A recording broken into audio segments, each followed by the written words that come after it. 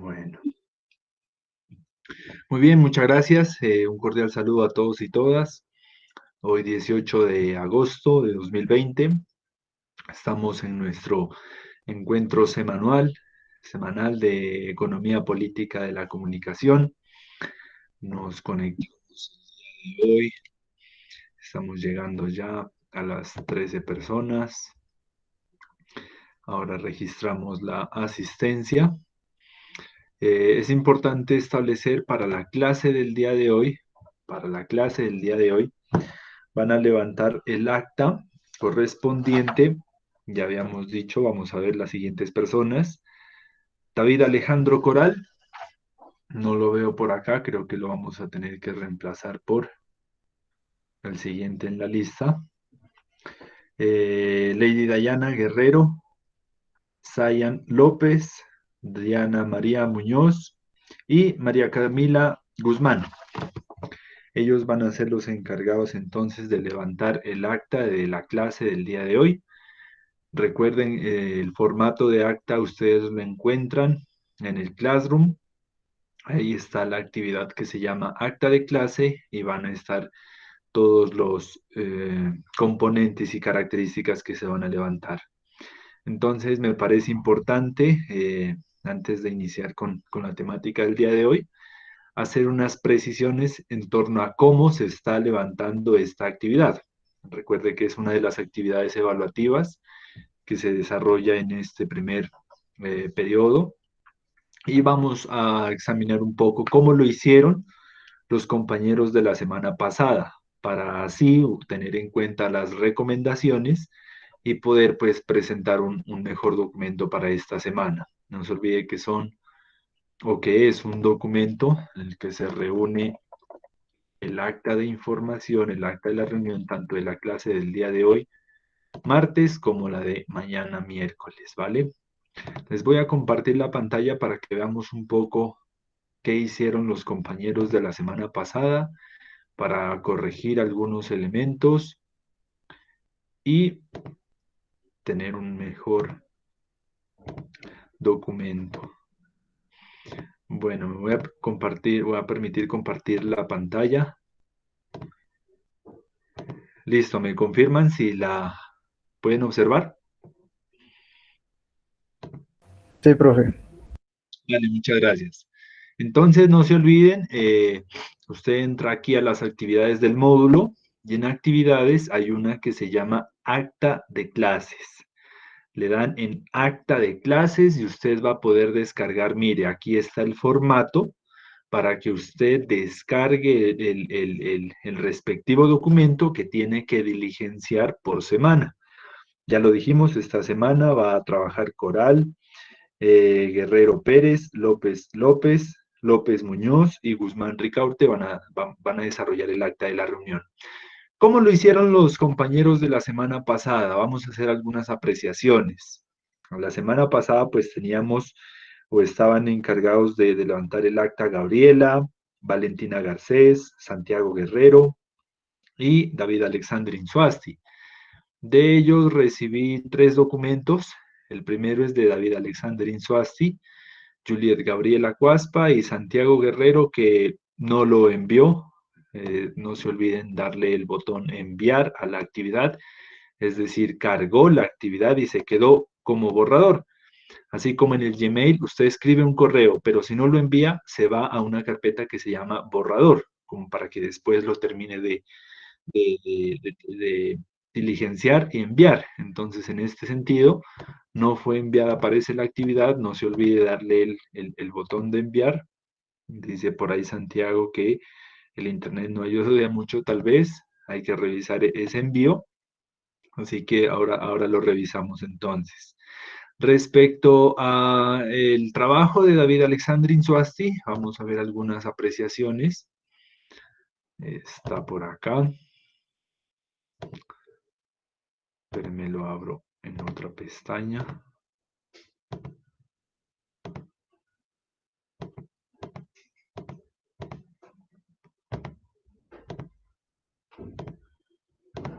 Listo, esta de acá, este es el acta que nos compartió. David Alexander. ¿Estás por acá, David Alexander? Sí, profe. Listo, muy bien. Entonces miremos que el compañero en la primera parte de datos generales lo hace muy bien. El acta del día martes fue la número 1, la del día miércoles la número 2, la de hoy es la número 3. Para los que levanten el acta, no se olviden, la de mañana es el número 4.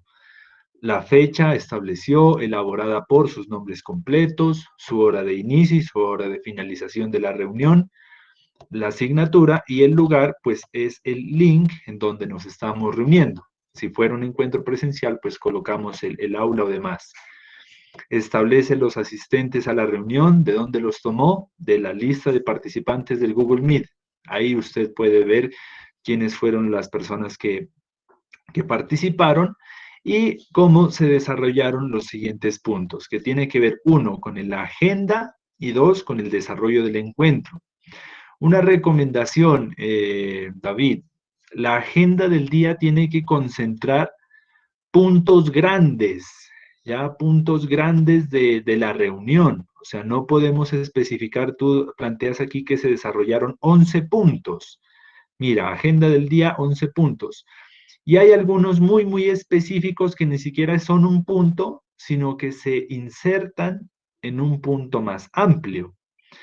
Entonces, por ejemplo, listo, se da el inicio de la clase de manera virtual con los estudiantes de comunicación social del semestre cuarto y el docente Diego Quintero. Eso en la agenda del día se puede presentar algo así como 1, introducción al encuentro del hoy o saludo de bienvenida. 2, llamado a lista. Bueno, ok, vale. 3, se verifican las personas que realizan el acta los días 12 y 13 de agosto. Esto es algo así como apuntes sobre diligenciamiento del acta o algo más general. 4, se hará una introducción sobre el texto por parte del docente, contestarán unas preguntas sobre este que se envió anteriormente. 5, crítica, apuntes y tendencias. 6, el docente formula una pregunta que es al tardocapitalismo.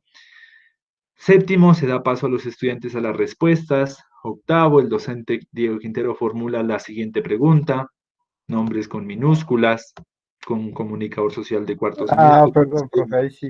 Ah, escribe nombres con minúsculas. Perdón, noveno, iniciamos nuevamente con minúsculas, ¿no? O sea, en cuarto semestre y como que el profesor Héctor Rosero al parecer no les comentó que cuando iniciamos un párrafo o después de un punto que tampoco hay en unas partes, se inicia con mayúsculas, nombres, animales y cosas con mayúsculas, y voy a iniciar un párrafo con mayúsculas después de un punto mayúscula. Entonces hay que examinar eso. todo es que en Entonces, el mire, formato se me cambiaban y yo le corregí y a la hora de enviar se ha cambiado las. Sí, tenía en mayúsculas, pero no sé, tienes que algo. guardarlos porque de esto pues va a Sí, depender tu presentación, ¿vale? claro. Entonces, Ujú. miremos que en la agenda del día hay unos aspectos muy, muy, muy específicos. Yo creo que la agenda del día son 2 o 3 puntos, máximo 4. Primero, palabras de bienvenida, introducción al encuentro. Segundo, desarrollo ¿qué es? De las actividades evaluativas o desarrollo de la lectura, explicación de la lectura. Tercero, se responde a las preguntas e interrogantes de los compañeros. Cuarto, conclusiones. Entonces, mira que la agenda del día son los puntos grandes, generales, que se van a desarrollar. Porque acá abajo, en desarrollo del encuentro, ahí sí va la parte específica. Entonces, si el 1 se da inicio a la clase de la manera virtual, entonces, ¿qué pones acá? Si ya lo dijiste todo en la agenda del día. Entonces, mira, lectura del primer párrafo y preguntas del texto por parte del docente. Aquí hay un punto importante y es que procuras hacer una síntesis muy, muy buena. Eso lo valoro de tu agenda, de tu acta, perdón. Haces una síntesis de cada punto que se desarrolló en el encuentro, mira. Porque como vamos a ver ahora, unas actas más sencillas no pudieron existir. El profesor saluda, los estudiantes ponen atención, listo, conclusiones y gracias.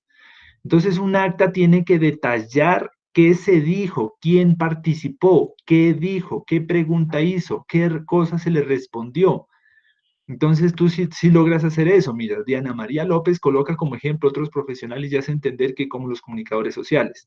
Eso está bien. Mira, Luis Alejandro se centra en los conocimientos adquiridos del profesional, pero no son un punto. Mira, aquí tienes 14, 15, 16, no son un punto.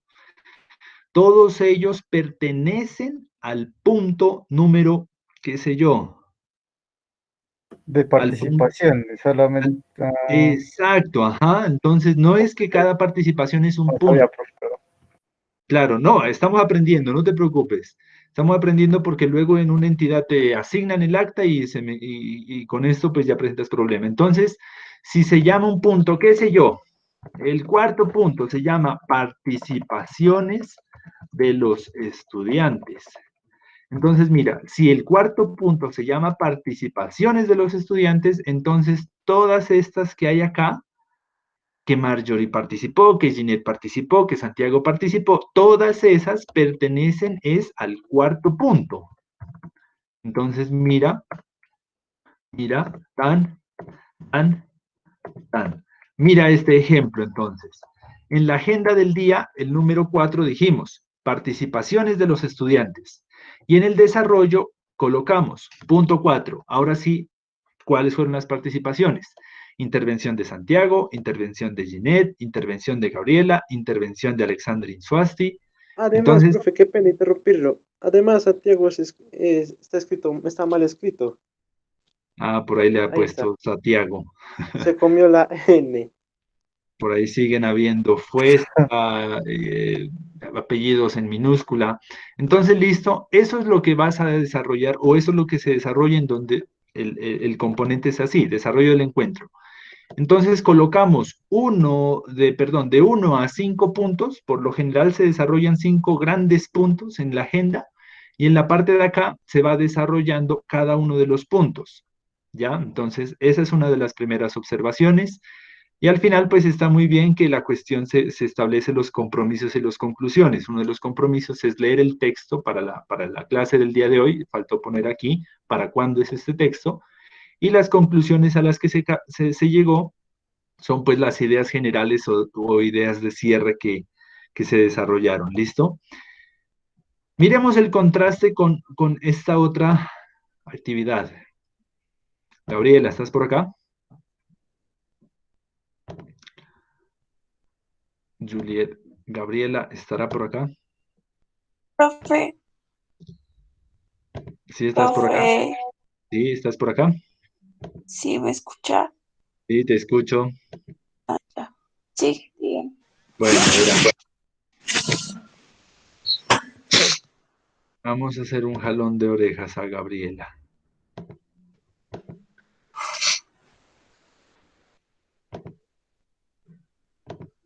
Aquí hay, perdón, Yo creo que vuelta me pasó al contrario de mi compañero. Yo creo que no especifique tanto vamos, como es.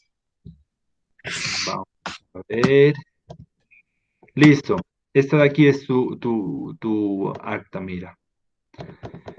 En la parte de datos generales, listo, no hay problema. Hay que colocar aquí el lugar, que es el link en donde nos estamos encontrando, Pues sí, y procurar que los asistentes sean en orden vertical para tener un control ya.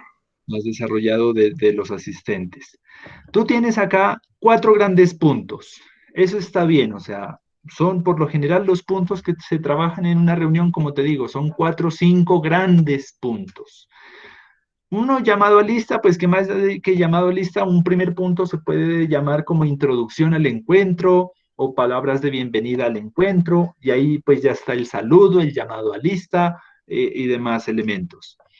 Otro, establecer responsable de las actas. Otro, términos para evaluar en la participación oral. Y otro, introducción a la economía. Entonces, si nosotros vamos a ver el desarrollo de cada uno de los puntos, está muy, muy simple. O sea, en 2 horas que te hablo, yo dije muchísimo más que todo esto. Mira, aquí no alcanzan a ver, yo creo que si hay 500 palabras, son muchas. 166 palabras, imagínate. Si volvemos a reproducir el video, yo dije más de 166 palabras. Entonces, no estás desarrollando absolutamente nada. Por ejemplo, punto número 4, introducción a la economía. Ahí nosotros hablamos sobre, inclusive podemos repasar qué fue lo que nosotros vimos. Nosotros vimos sobre la configuración de las relaciones entre comunicación e industria, empezamos a hablar sobre las características de la economía política de la comunicación, empezamos a hablar sobre las relaciones entre información y comunicación como base del modelo económico tardocapitalista, empezamos a hablar de las industrias culturales y al sector en el que se desarrollan, empezamos a hablar sobre la generación de plusvalor en la información y el conocimiento, empezamos a hablar sobre el papel de la comunicación en las industrias. Vamos a ver si está todo esto que acabo de decir. Punto número 4. Se hace un desarrollo y comprensión de la lectura e introducción a la economía política, iniciando con la pregunta ¿qué es tardocapitalismo? A la cual dieron respuesta de participación oral Alexander, Santiago y Ginette, siendo ella el aporte más asertivo, llegando a la conclusión de que el tardocapitalismo se define como lo intangible que es valorizado como las mismas ideas. Punto. Entonces yo no sé en qué estuvimos el resto de la clase, porque aquí no está absolutamente nada de lo que dijimos.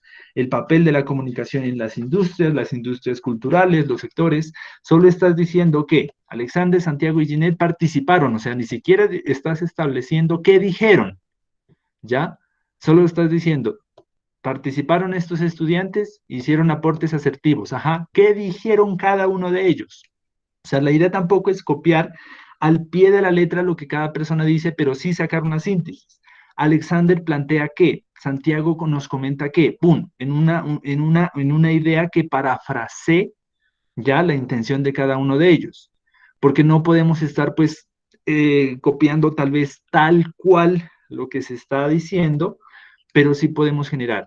Y falta entonces lo demás, o sea, es lo de menos, mira, punto número 1, llamado a lista, desarrollo, el docente llama a lista con respuesta a la gran mayoría de participantes.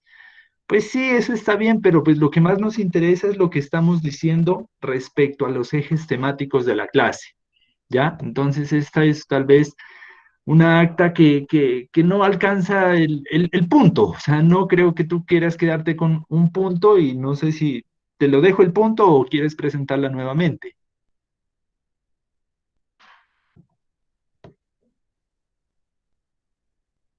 Gabriela,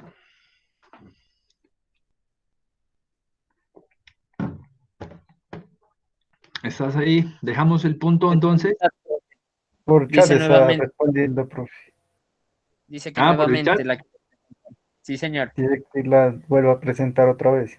Ok, vale, listo. Entonces, Gabriela, levantas el acta de esta semana atendiendo pues las sugerencias que le hemos hecho tanto a David Alexander como a las de tu acta, ¿listo? Voy a registrar por aquí que también vas a levantar el acta del día de hoy, además de los compañeros que la van a desarrollar. Entonces, miremos que ya vamos teniendo claridades para todos de cómo ir desarrollando un acta de reunión, ¿ya? Los puntos del día y el desarrollo de cada punto, pues de manera que den cuenta qué fue lo que se dijo. O sea, no decir, Valentina habló.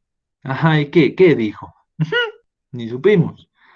Por aquí establece que alguien habló y que dijo alguien algo reinteresantísimo, pero ni se sabe qué. Entonces, es la idea de recoger ideas.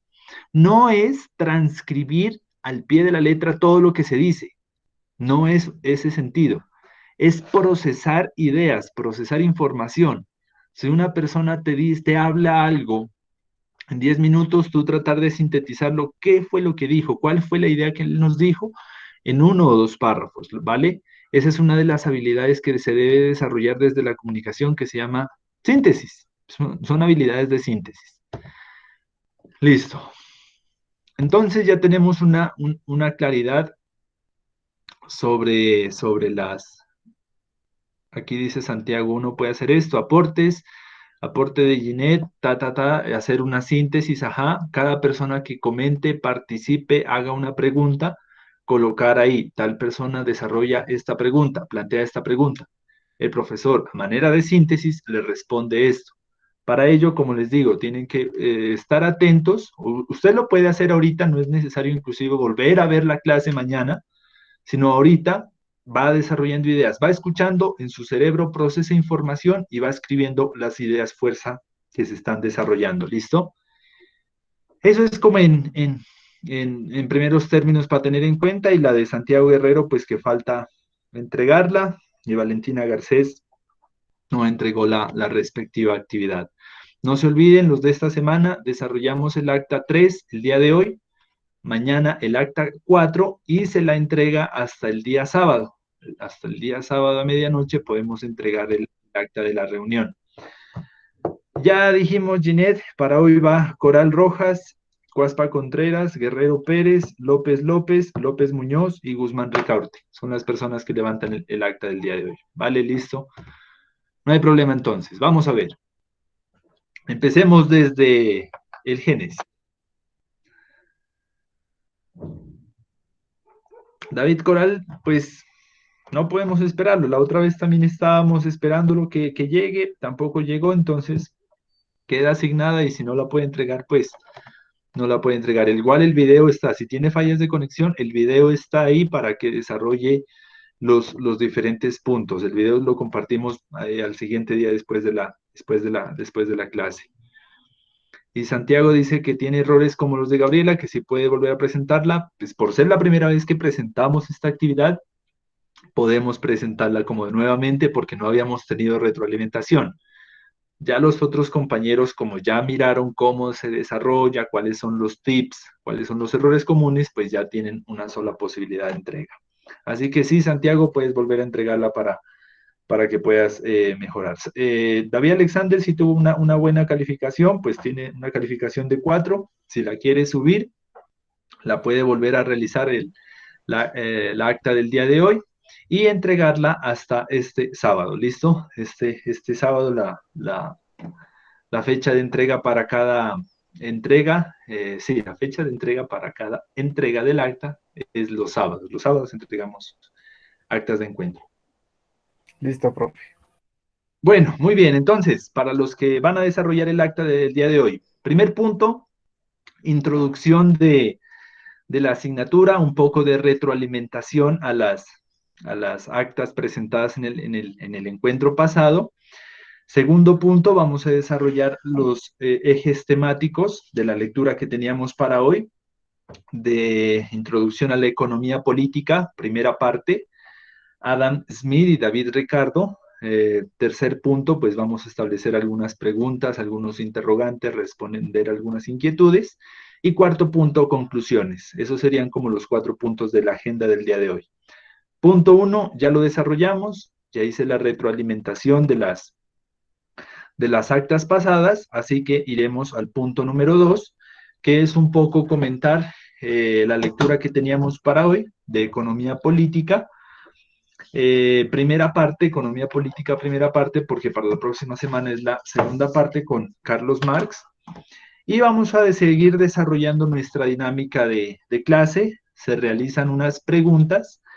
Para responder a las preguntas, usted pide la palabra en el chat y vamos sumando los puntos. No se olvide, con las 3 participaciones que usted alcance, pues obtiene esa calificación que hemos denominado participación oral, ¿vale?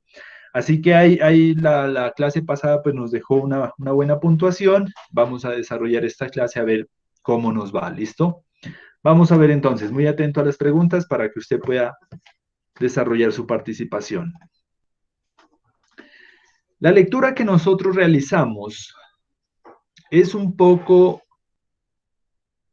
empezar a pensar de dónde surge la economía política. En la primera parte de nuestra clase hicimos una introducción general a la asignatura.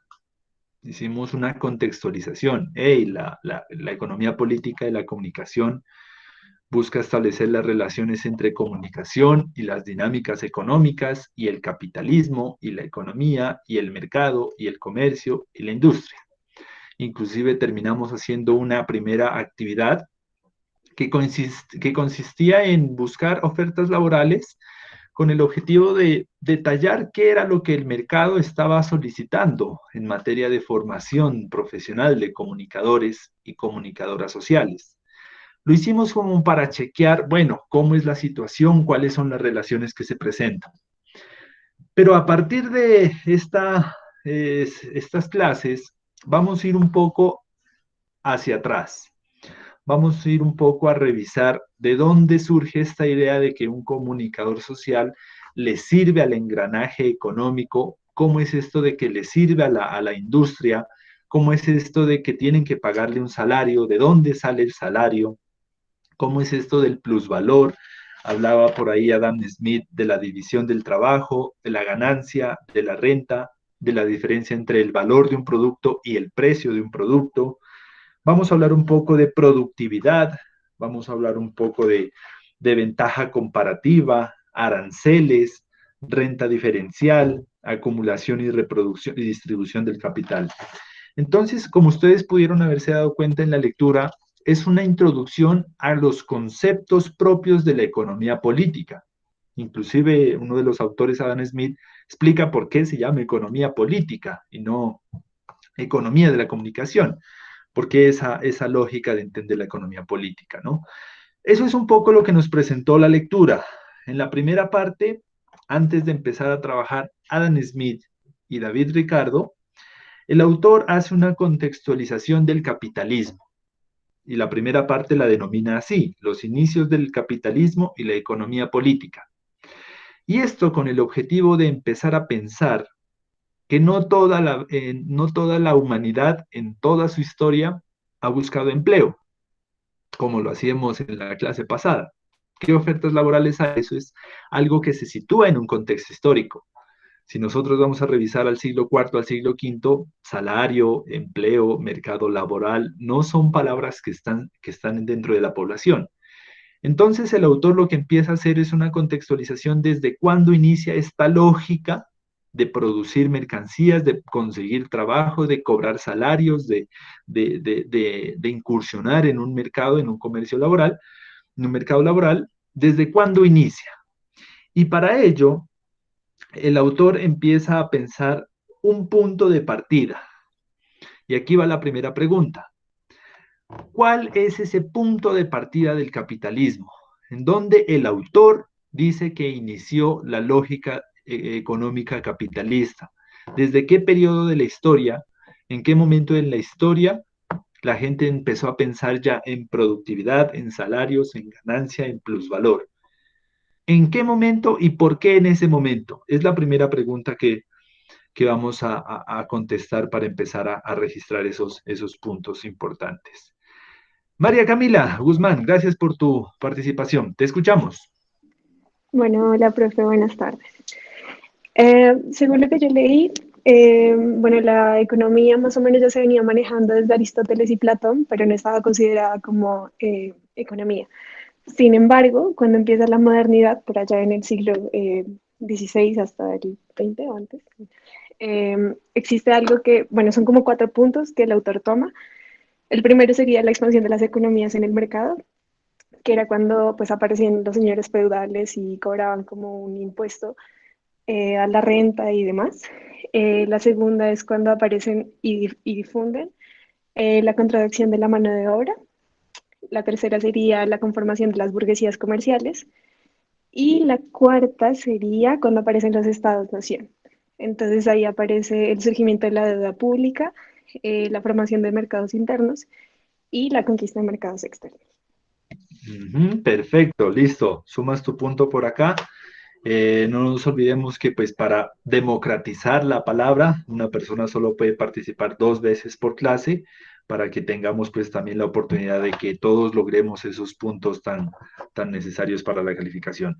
Muy bien, María Camila, lo hiciste de la mejor manera. El autor empieza diciendo, hey, tenemos que distinguir 2 cosas, prácticas económicas y el estudio de la economía.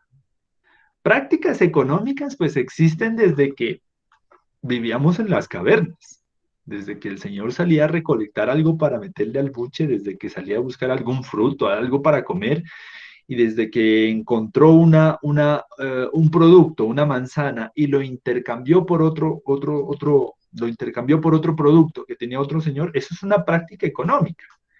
Entonces, las prácticas económicas existen hace muchísimo tiempo, pero el estudio de la economía, dice el autor, esa es una cuestión mucho más reciente. Entonces, hace una distinción entre que la economía tiene tres fases. Las prácticas económicas, pues, que han surgido desde tiempos atrás, ven, yo te doy esta manzana, tú dame un pescado o algo para intercambiar, eso intercambio es una práctica económica.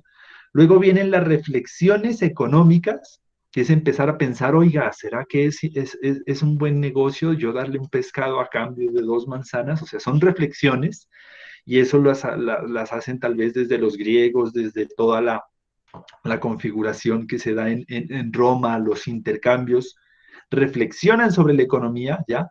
Y luego ya viene la ciencia económica como en el siglo XIX, desde el siglo XVIII, siglo XIX, en donde ya es una ciencia que estudia por qué razón una naranja es igual a dos manzanas. ¿Quién dijo? ¿Dónde está establecido eso? Entonces ya empiezan a establecer el valor de las cosas, por qué unas cosas tienen un valor más que otras, por qué 10 manzanas es igual a 5 naranjas, si son productos en sí.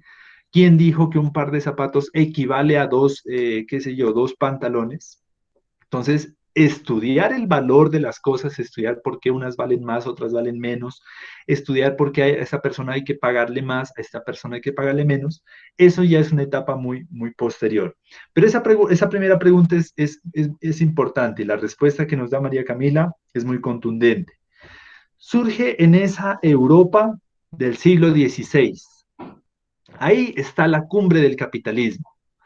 Ginette quiere participar por acá en el chat. La pregunta que le hago es, ¿por qué en el siglo XVI surge o se configura el nacimiento del capitalismo?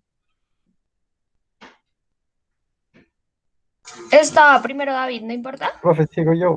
Ah, cierto, no lo había visto. David y luego Ginette. David. El surgimiento inicia porque empiezan a obtener el poder los burgueses. Entonces acaban con el poder de los señores feudales. E instauran el poder los burgueses. ¿Cómo lo instauran? Empiezan con una expansión económica en el mercado.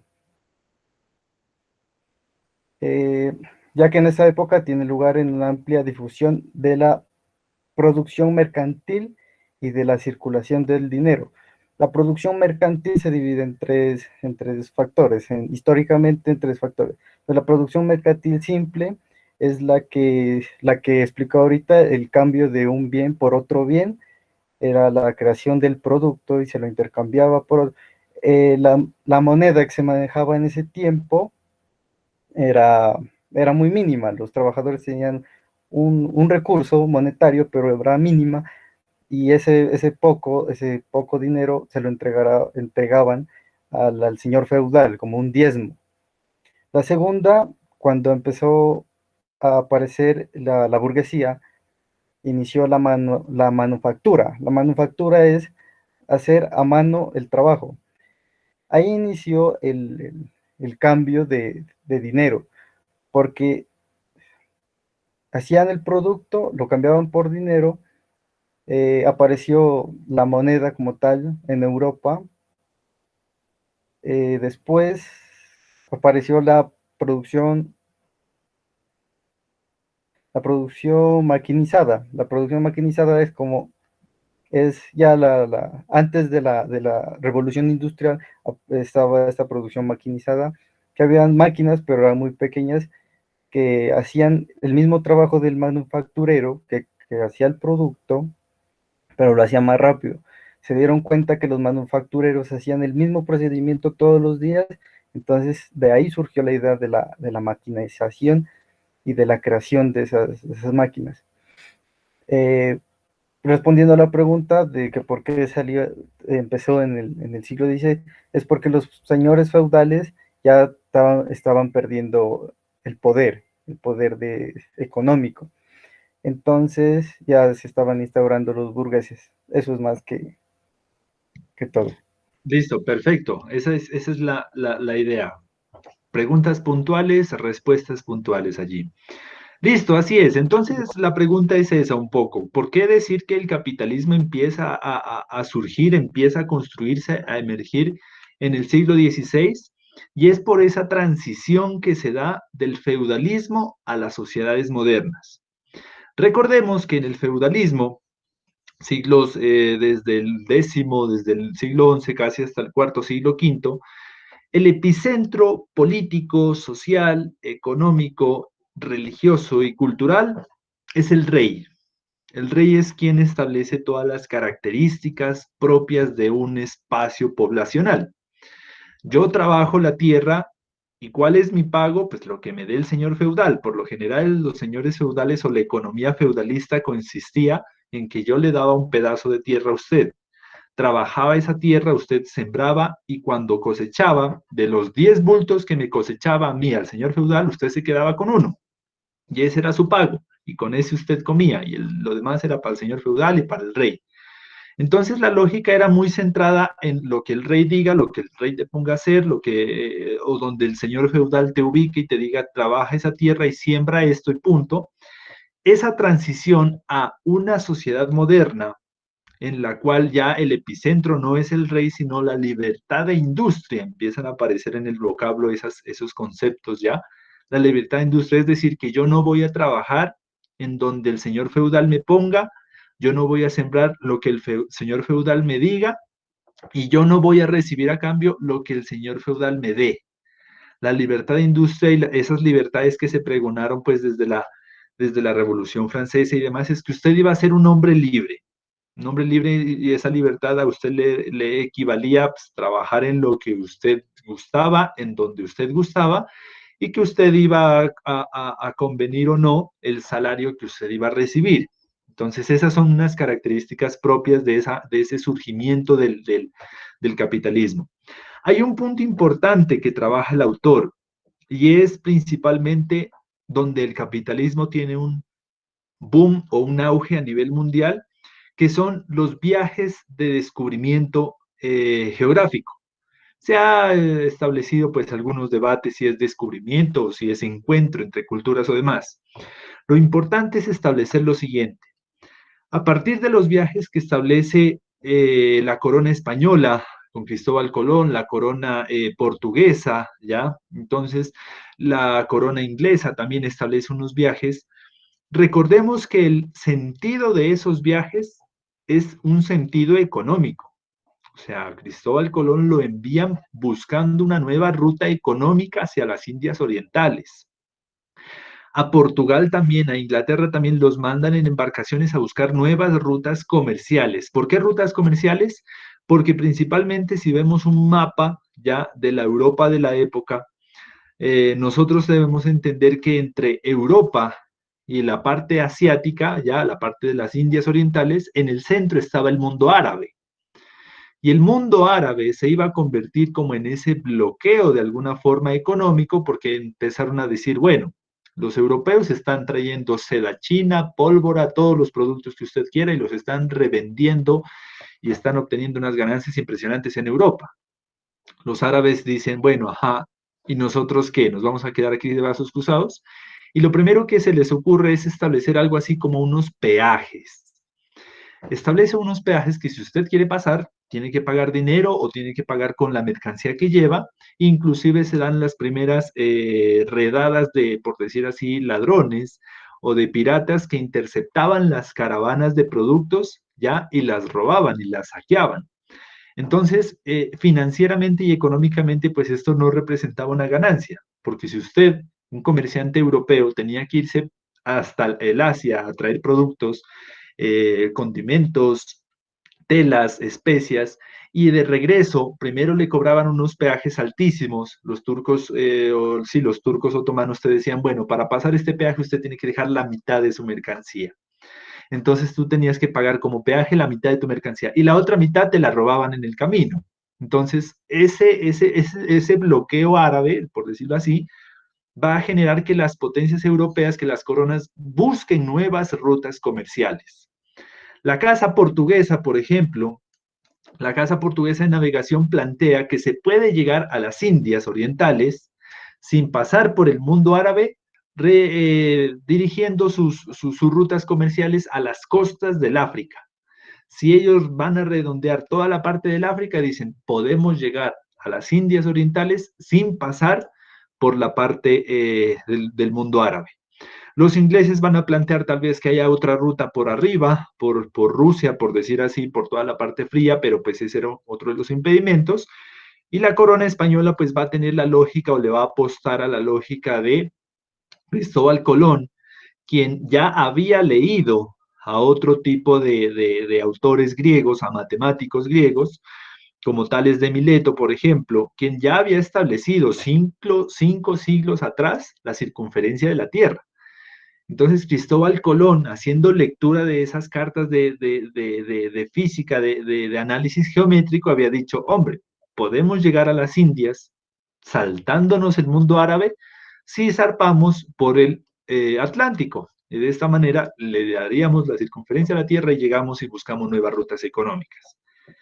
La historia ya la conocemos, se da todo el proceso de que llega a América, ya, bueno, hasta ese momento la Avia Yala, fueron los europeos los que denominaron a América como si no hubiéramos tenido nombre tal vez, mientras que los portugueses redondearon todas las costas del África y llegaron a las Indias. Obtuvieron productos y regresaron y esos pues iban uno en tributo al rey, obviamente todas esas embarcaciones iban auspiciadas por el rey, pero también despertó y generó el interés económico de los comerciantes. Eso es algo bien importante porque en la Europa feudal, tener más dinero que el rey pues es un delito, además de que un pecado, porque el rey es lo más poderoso que puede haber en un espacio feudal, ¿ya? En un feudo, por decir así. Entonces, si tú tienes más poder o económico o político que el rey, pues estás jodido porque estás violando todo el orden social. Pero ese es el tipo de libertades que necesitaban los burgueses, necesitaban tener acumulación de dinero, relaciones comerciales, de tal punto que el rey los libere y que los deje, por decir así, desarrollar sus intereses comerciales. Cuando se dan toda la serie de viajes, cuando se da pues toda la expansión de que se recolecta aquí en América oro, que se recolecta otro tipo de productos, eso va a representar para la Europa occidental la creación o la acumulación de materias primas. Ese es uno de los primeros momentos que dice el autor de que es importante tener en cuenta cuando se configura el capitalismo, que es la expansión de las economías de mercado, la difusión mercantil y la circulación de dinero. Es decir, que cuando se expanden las economías de mercado, tú ya no estás produciendo algo para que te lo compren los mismos 3 clientes del feudo, sino que estás produciendo algo que lo puedes llevar a vender al otro lado del mundo. O puedes encontrar en el otro lado del mundo productos que no los hay en la Europa occidental, que se van a vender como pan caliente. Cuando llegaban los europeos a las Indias Orientales, lo que más adquirían eran sedas, por ejemplo, todas las especias de condimentos, la cuestión de la pólvora, por ejemplo, y muchísimos productos que en la Europa occidental se vendían de manera impresionante, inclusive hasta 10 veces más del valor que te costó.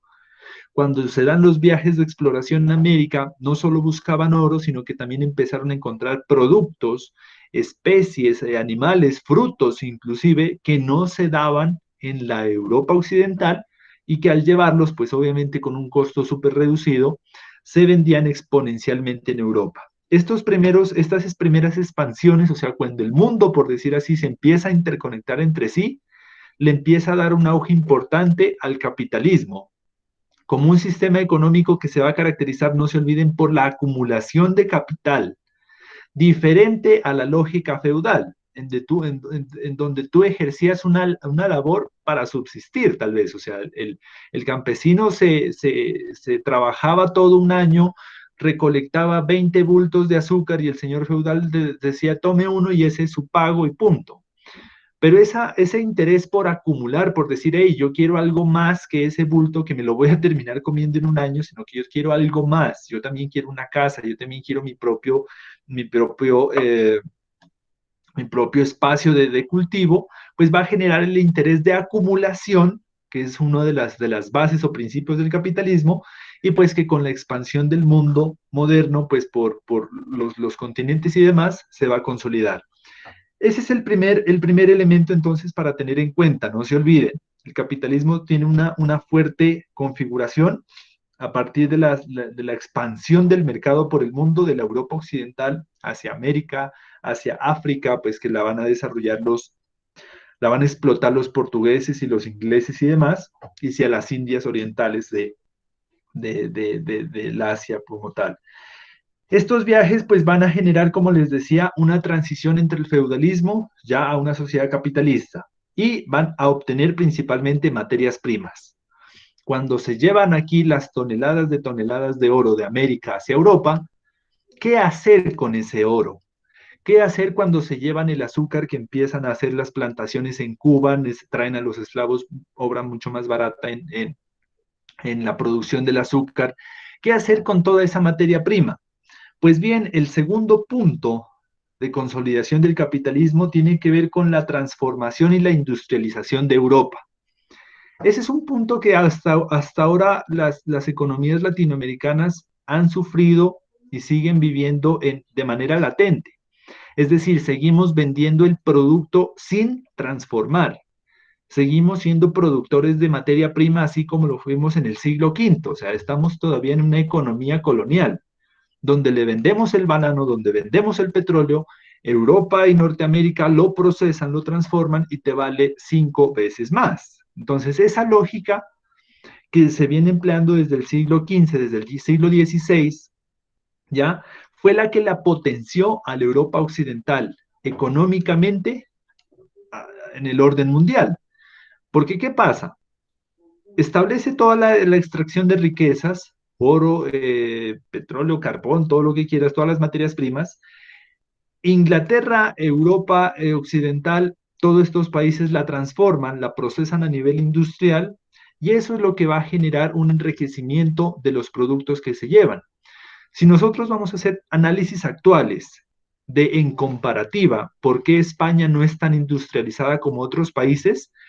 Es también una explicación colonial, porque España se llevó muchísimo oro, pero si se va a ver el nivel de industria española con el nivel de industria de Inglaterra o de Alemania, o sea, son países que están retrasados industrialmente, España, en comparación a sus vecinos de Europa, porque España se llevó los recursos, pero no los transformó, únicamente seguía una reproducción de la venta de esos recursos sin transformar o del disfrute, o pensaban tal vez que el oro les iba a durar para siempre.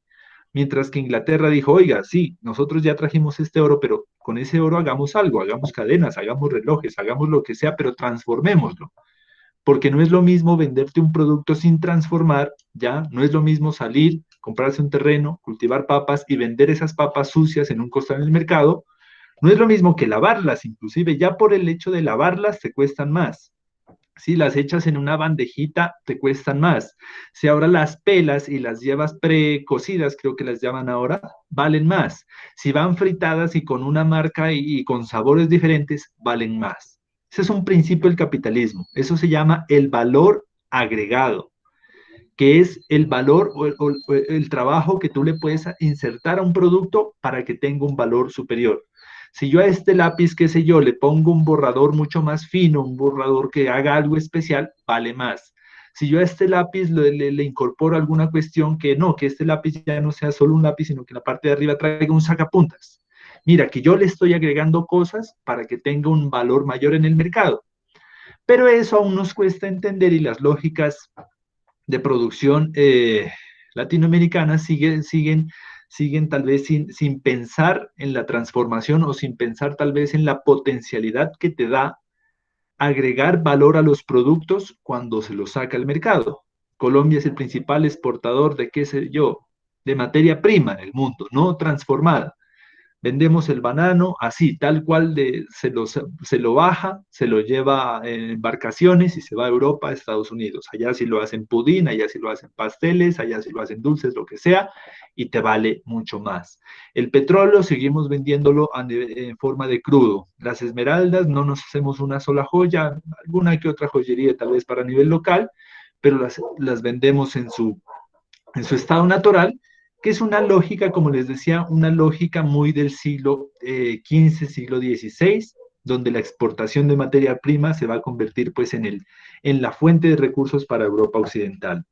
Ese es el segundo momento entonces. Ya, Europa tiene la materia prima y la empieza a transformar. Pero viene una cuestión bien importante y es que para transformar esa materia prima que se están sacando de América Latina, que se están sacando de África, que están llevando de las Indias, necesitan mano de obra. Y aquí es donde empiezan a aparecer los discursos de, hey, estoy buscando trabajo, hey, estoy buscando buenos salarios, hey, estoy buscando un espacio en ese mercado laboral. En los feudos, tú no tenías la posibilidad de, no, me cansé de este rey, voy a ir a buscar trabajo donde otro rey, porque esa no era la lógica social. Tú le perteneces al rey y te callas, y si el rey te dice, vos te vas a trabajar a este punto, pues trabajas en este punto de por vida. Pero ya con esta lógica de que ahora hay industrias, empresas que están transformando materias primas, tú tienes ya la posibilidad de escoger a tu nuevo patrón. Ya no va a ser el rey de España, sino que tú tienes la posibilidad de escoger un nuevo dictamen y acordar cuánto te van a pagar o demás. Entonces, la mano de obra empieza a establecerse o empieza a insertarse en ese discurso. El salario empieza a aparecer en los escenarios como el pago que vas a recibir por vender ¿qué? Por vender tu fuerza de trabajo. Ese es el término que empiezan a darle los autores de la economía política clásica. Salario es el pago que se le da a una persona por vender su fuerza de trabajo. Ahora bien, si tú en vez de vender fuerza de trabajo puedes vender otra cosa, muchos estudios dicen que es mucho más rentable vender productos que vender fuerza de trabajo, ¿ya? Pero el problema es que para vender productos necesitas capital, necesitas medios de producción, necesitas un espacio. En cambio, para vender tu fuerza de trabajo, pues necesitas es tener la fuerza de trabajo, estar bien alimentado y listo, que es lo que toca hacer, porque no tienes. Entonces, hay unos analistas, Marx creo que decía que el obrero es obrero no porque quiere, sino porque lo único que tiene para vender, pues es su fuerza de trabajo. Si usted tiene una empresa, si usted es dueño de la Ford, de la Chevrolet, usted no va a estar vendiendo su fuerza de trabajo, usted está comercializando materia prima, compra materia prima, llantas, hierro, remaches y demás, los transforma y los pone en el mercado. Entonces su lógica es diferente. Empieza a aparecer este discurso entonces de la materia prima, de la transformación industrial, de la mano de obra. Y viene un tercer momento en el proceso de conformación del capitalismo, que es la conformación de esas burguesías comerciales.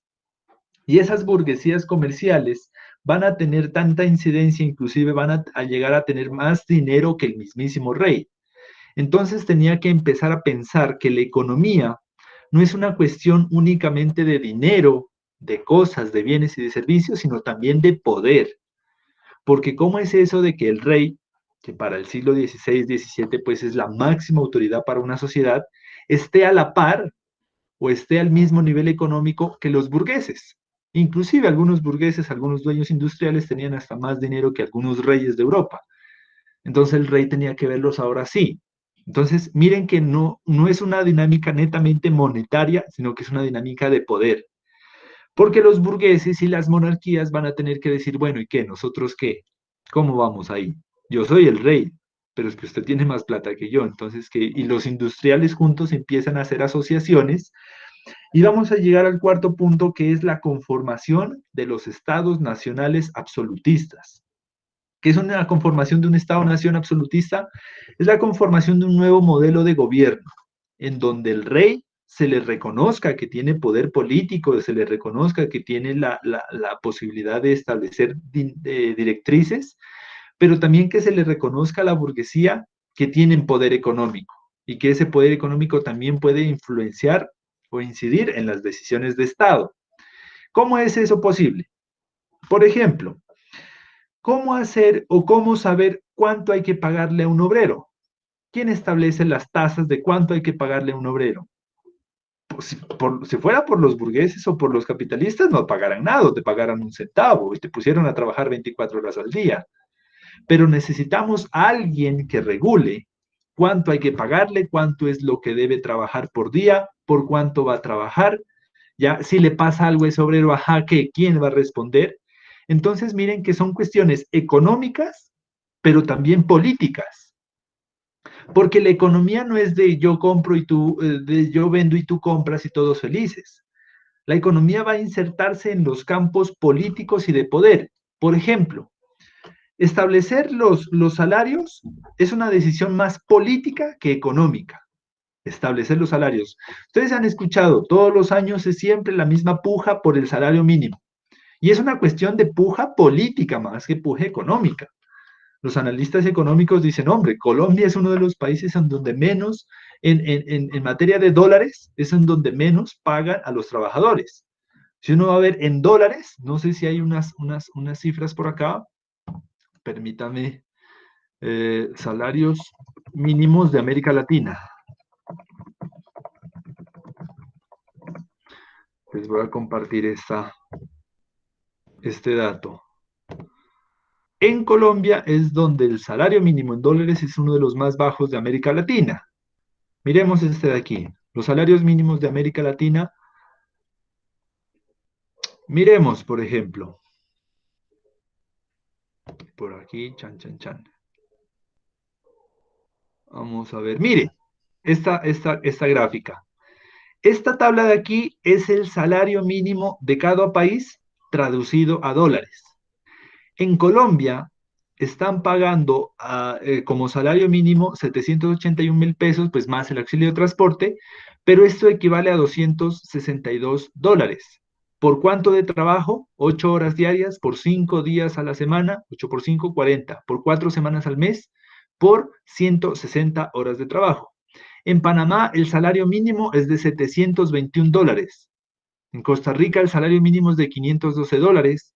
En Argentina es de $340, en Cuba es de $29, pero porque manejan otra lógica, no de acumulación de capital, sino de una economía socialista.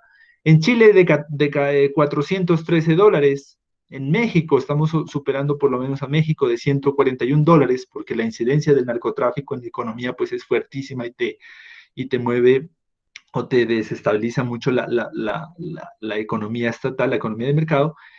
Ecuador, $431, Uruguay, perdón, Ecuador, $386 y Venezuela, $36, pues que maneja otra lógica de mercado. Para ellos no, la lógica no es de acumulación, sino de repartición de pues, otra lógica como tal.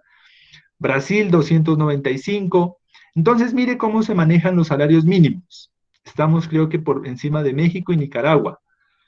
Pero que en un país como Colombia, 2 océanos, los mejores productores de café, banano, flores, esmeraldas, petróleo, el salario mínimo sea de $262, no es un problema netamente económico, sino es un problema también político. Por ahí que Adam Smith ya empieza a decir, es que la economía no es solo decir cuánto voy a vender, cuánto voy a comprar, cuánto voy a ganar, sino también en quién va a estar al frente de ese estado que me va a regular los precios, que me va a decir cuánto le voy a pagar a las personas, cuánto los voy a poner a trabajar, y va a tener otra lógica también en el manejo de la economía nacional, ¿ya? Que es otra lógica también.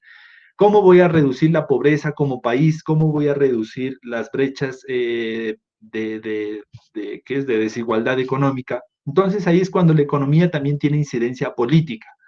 Y para los autores clásicos, toda economía es netamente política, en el sentido de que no es solo intercambiar algo, sino también de decir cuál vale más, ¿ya? Sino también de decir, si llegas tú como gobernante y dices, no, para mí de ahora en adelante las manzanas van a valer más que las naranjas, pero si para el próximo periodo presidencial llega un agricultor de naranjas y te dicen, no, para este gobierno las naranjas van a valer 4 veces más que las manzanas. Entonces, mira que es también una relación de poder en establecer precios, en establecer salarios, en establecer rentas, en establecer muchas dinámicas a nivel nacional que inciden en esta cuestión. Entonces, para tener un poco en cuenta estas 4 fases, no nos olvidemos de lo siguiente. El capitalismo como sistema económico surge en el siglo XVI a través ya de la expansión tal vez de la Europa occidental, no solo en materia geográfica y social, sino en materia económica. Tiene una gran incidencia, pues, los viajes a América, la explotación del África, del Asia, porque es encontrar materias primas que van a ser industrializadas o transformadas en Europa, y esto va a representar la contratación de mano de obra libre, que ya no le pertenezca a un rey. Ya entonces empiezan a disolverse los feudos y empiezan a constituirse pues las repúblicas. Sigue la monarquía, sí, hasta hoy en día hay unos países que todavía siguen con la lógica de monarquía, pero también entiende que hay personas, que hay grupos de la sociedad, que son la burguesía comercial, que le contribuyen al país, que responden a los intereses, pero también tienen unos intereses particulares, que son los de acumulación. En España, por ejemplo, también funciona la monarquía parlamentaria, que tiene que ver que hay rey, sí, pero ustedes no es que le pertenezcan al rey, sino que el rey tiene un papel tal vez de dirigir el gobierno, dirigir el Estado. En representación también eligen a un presidente que es un cogobierno, manda el rey y las decisiones se toman conjuntamente entre el rey y el presidente que eligen. Es una monarquía parlamentaria. A unas monarquías absolutistas, pues en donde en el siglo XIX, el siglo, perdón, XV, XVI, el rey era el epicentro de todo, nadie podía tener más dinero que el rey, pero con la lógica del capital, la burguesía empezó a consolidarse con un grupo de poder. Hoy en día, inclusive la burguesía comercial son los que te manejan la economía del país. O sea, no es de gratis que en Colombia, por ejemplo, las reformas tributarias benefician a gente muy pudiente. Como les decía o como les ponía el ejemplo anterior clase, si usted en Colombia tiene más de 5.000 millones de pesos, no paga nada de impuestos. Pero ¿a quién se le ocurre esta política? Pues seguramente una persona que tiene más de 5.000 millones de pesos o que fue financiado, que su campaña electoral fue financiada por una persona de más de 5.000 millones de pesos. Pero si tiene menos de eso, no es considerado una persona que tiene que pagar todos sus impuestos. ¿Quiénes son los que en Colombia tienen más de 5.000 millones de pesos? Pues personas muy pudientes, encabezadas por grupos económicos, pues banqueros, dueños de medios de comunicación, dueños de equipos de fútbol, que son quienes ponen a los líderes políticos, obviamente para que retribuyan un beneficio económico y político a estos sectores. Esa es como una primera fase para tener en cuenta en este sentido de la configuración del capitalismo. Al respecto, ¿alguna pregunta, algún aporte que quieran realizar? Yo creo que Ginette iba a tener un aporte, no la había mirado por acá en el chat. Sobre esta primera parte, Ginette. Pues, profe, complementar un poco de los términos de economía que manejaba. Por ejemplo, él decía que la producción mercantil más la amplitud y difusión o exportación, eso mantenía un flujo de dinero, ¿no? Un movimiento de dinero. Y en otro aspecto también decía que la ganancia, la economía, digamos, basada en ingresos, era la ganancia que provenía de la misma agricultura en la producción de tierras. Y también hablaba como de dos conceptos que pues ya manejaron todos y emplearon todos, pero me pareció más práctico que era de definirlos, que era el mercantilismo y la fisiocracia. La fisiocracia, pues digamos que era un término que se basaba como en la ley natural, en donde cada persona como que tenía el derecho, por decirlo así, de producir en su tierra y lo que ganaba o el ingreso, invertirlo en sí mismo y no pagar como algo al capitalismo de ese entonces, como ingresos o bueno, X. Y el mercantilismo, pues que era lo que ya hablaba David y lo que hablaba Camila, que era pues la materia prima como tal, que era la exportación de pronto de oro, diamantes, metales, etcétera, etcétera. Entonces era como eso. Listo, muy bien, aquí te registro, Yo quiero agregar algo también. tu aporte. Sí, te escuchamos. Lo que hablaba de la mano de obra, entonces los reyes cuando pues, los obligaban a trabajar y eran castigados por el vagabundaje, entonces eran, eran condenados, aquí dice que acompañado de leyes punitivas, entonces los castigaban por no querer trabajar. Cuando se cambia a la burguesía, cuando estaba reinando los feudos, había algo que se llamaba libre jure y libre de facto. Esto era, esos son los cambios que hace, era ¿qué es? El libre de facto es actuar en contra de la ley o que no tiene reconocimiento. Entonces, cuando el trabajador era obligado a trabajar, por el rey. Cuando apareció la burguesía, esto se abolió. Y el de jure, lo que quiere decir es que está sujeto a la normativa jurídica vigente. Entonces ya les dieron como unos derechos cuando se acabó cuando aparecieron los burgueses, apareció ya los contratos, porque antes los explotaban y no les pagaban mucho. Y eso era el aporte. Listo, vale, muy bien, muchas gracias. Entonces, respecto a lo que dice Ginette, eso es importante. ¿Cómo pensar la generación de dinero, de recursos económicos para el siglo XVI? ¿O cómo empezó a pensarse, bueno, ya no hay rey que nos mantenga, ya nos tocó echarnos a nuestra suerte en este mundo terrenal, ya se acabó los feudos, cada quien es libre, coja para donde quiera? Bueno, ahora sí, ¿de dónde voy a sacar recursos para mantenerme y para mantener a las familias? Los primeros economistas políticos empezaron a plantear que usted puede sacar dinero de tres partes. Tres son las fuentes de la riqueza. La primera, la tierra. Trabajar la tierra es una fuente de riqueza. Usted mete una semillita y de ahí algo sale. Y eso que sale o se lo come para calmar el hambre, o lo intercambia por otro producto, o lo vende para establecer las necesidades. La tierra es la primera fuente de riqueza, establecen los primeros economistas políticos, Fisiócratas, François Quesnay, entre otros. Trabajar la tierra no te va a dejar morir del hambre. La segunda, el trabajo. Si no tienes tierras, hay que trabajarle a alguien. Y usted por trabajar, por vender su mano de obra, por vender su fuerza de trabajo, algo obtiene, o un plato de comida, o dinero para comprar comida, u otro tipo de elementos para satisfacer necesidades. Y el tercer elemento de donde usted puede sacar dinero es del capital. Si usted tiene dinero, es más fácil hacer dinero. ¿Por qué? Porque con el capital usted puede comprar, invertir en algo, comprarlo o revenderlo luego en otro precio más elevado, o con ese capital puede comprar unos medios de producción, puede comprar maquinaria, puede pagarle a alguien que trabaje de alguna forma y de esa manera generar plusvalor para que usted obtenga ya unas ganancias que le permitan satisfacer sus necesidades. De esa primera fuente o de esa primera lógica de dónde saco dinero, de dónde saco recursos para satisfacer necesidades, como les digo, existen esas tres primeras categorías en la economía política clásica. De la tierra, y aquellos que digan que la mejor fuente de riqueza o la mejor lógica o sí fuente de dinero, de recursos, es la tierra, se les denominó fisiócratas. Los fisiócratas planteaban que no había que invertir ni en industria, ni en comprar cosas, ni nada, hay que invertir en la tierra. Porque los fisiócratas plantearon que la tierra es un bien limitado, es un bien escaso, y por tanto en el futuro tiende a aumentar su valor. Y eso es completamente y totalmente cierto y vigente desde el siglo XV hasta la actualidad. Las inversiones en finca raíz siempre se proyectan en aumento, ¿ya? Es decir, generan menos ganancias, pero siempre van en un proceso de valorización.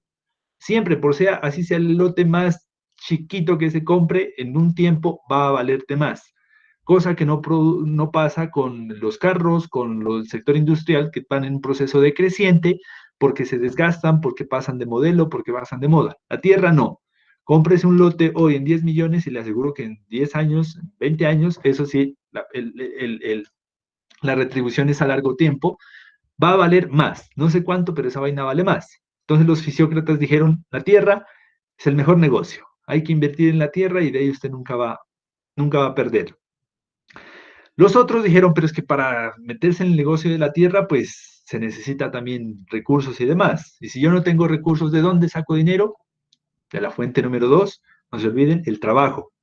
Si usted no tiene medios de producción, no tiene tierras, no tiene recursos, lo único que tiene por vender es su fuerza de trabajo. Y eso lo vuelve a usted un proletariado, un obrero que ofrece su fuerza laboral, su trabajo, a partir de unos intereses específicos o de un agricultor o de un industrial o de un elemento como tal. Y la tercera es el capital. Siempre va a ser una fuente de capital. Es decir, tener dinero te permite a ti tener más dinero. Entre más dinero tengas, más dinero puedes conseguir. Es una lógica a veces cruel. Para ser rico hay que ser rico. La gente rica se le vuelve facilísimo volverse más rica. ¿Por qué? Porque tienen grandes procesos de capital. Y al tener grandes fuentes de capital, pueden generar empresas, pueden generar ideas, pueden generar recursos que les van a permitir obtener más fuentes de capital. Entonces, tener harto capital te permite, inclusive solo el mero hecho de prestar, vaya y meta un CDT de 100 millones y de 200 millones y va a ver cómo le empieza a rendir unos frutos. Entonces, para tener dinero, se necesita dinero. Si no tengo dinero, fuerza de trabajo. Si no tengo ninguna, pues la agricultura, pues que es también tener una fuente de riqueza. Pero bueno, esas son una de las primeras lógicas que se establecían. Y lo que decía David era lo de libre de jure, libre de facto, que tiene que ver un poco con qué, sí, o qué representó esas libertades, qué representaron esas libertades para los obreros y los trabajadores del mundo. Es decir, que cuando se acaba el feudalismo y se declara esa supuesta libertad, los obreros quedaron libres, pero tan libres, que empezaron a decir, ¿y ahora qué me pongo a hacer? O sea, sí, soy libre, ya no dependo del rey. Ajá, pero es que ahora soy tan libre, pero tan libre, que no tengo ni quien me mantenga, ni quien vele por mi salud, ni quien me dé trabajo y demás. O sea, es una libertad a ratos empezó a preocupar a los mismos obreros, porque el burgués libre, pues obviamente, señor burgués, ¿qué va a hacer ahora que usted es libre? No, pues disfrutar mi plata, ¿qué más voy a hacer? Voy a comprar la finca que me dé la gana y el rey ya no tiene que decirme nada. Voy a montarme la empresa que se me dé la gana y ya no tengo que irle a pedir permiso al rey. Esa libertad pues, está chévere. El problema es cuando un pobre que diablo que no tenía dónde caerse muerto le dicen ahora, vea, ahora usted va a ser libre. ¿Qué va a hacer con tanta libertad? No, pues lo primero es buscar un techo donde meterme, porque pues sí, muy chévere y toda esta libertad, pero pues es que a uno esta libertad lo deja tan desprotegido que no podemos comparar la libertad para la burguesía que la libertad para el proletariado. Entonces es una libertad que representó libre de jure, que es un poco, pues sí, ya no le rindo cuentas a nadie, pero libre de facto. Pero pues ahora ya no sé qué hacer con tanta libertad. O sea, antes por lo menos el rey no me dejaba morir y ahora estoy en tanta libertad, pues que ya empiezo a ser vulnerable de los requerimientos de la sociedad. Entonces eso era un poco para pensar lo de David por acá. ¿Algo más de Profe, esta primera parte? profe, sino que esa era una estrategia socioeconómica, porque cuando los trabajadores eran libres, entonces yo lo puedo contratar a mis anchos, a pagarle a lo que yo quiera y darle unas libertades hasta un contrato y yo cuido de usted. Entonces, como empezó la manufacturación, entonces, entre más gente tenga, mejor, más produzco y no le tengo que rendir cuentas al rey. Es mi empresa y ya no le doy, la plata no se divide, se queda en mi empresa. Sí, sí, sí, así es. O sea, no es una libertad que significa que ahora te puedes dedicar a dormir hasta lo que se te dé la gana y qué sé yo, montar una hamaca en un árbol y ya, sino que el mismo Estado, ya la misma configuración burguesa, le dijo, sí, usted va a ser libre, pero no es que va a echarse a dormir.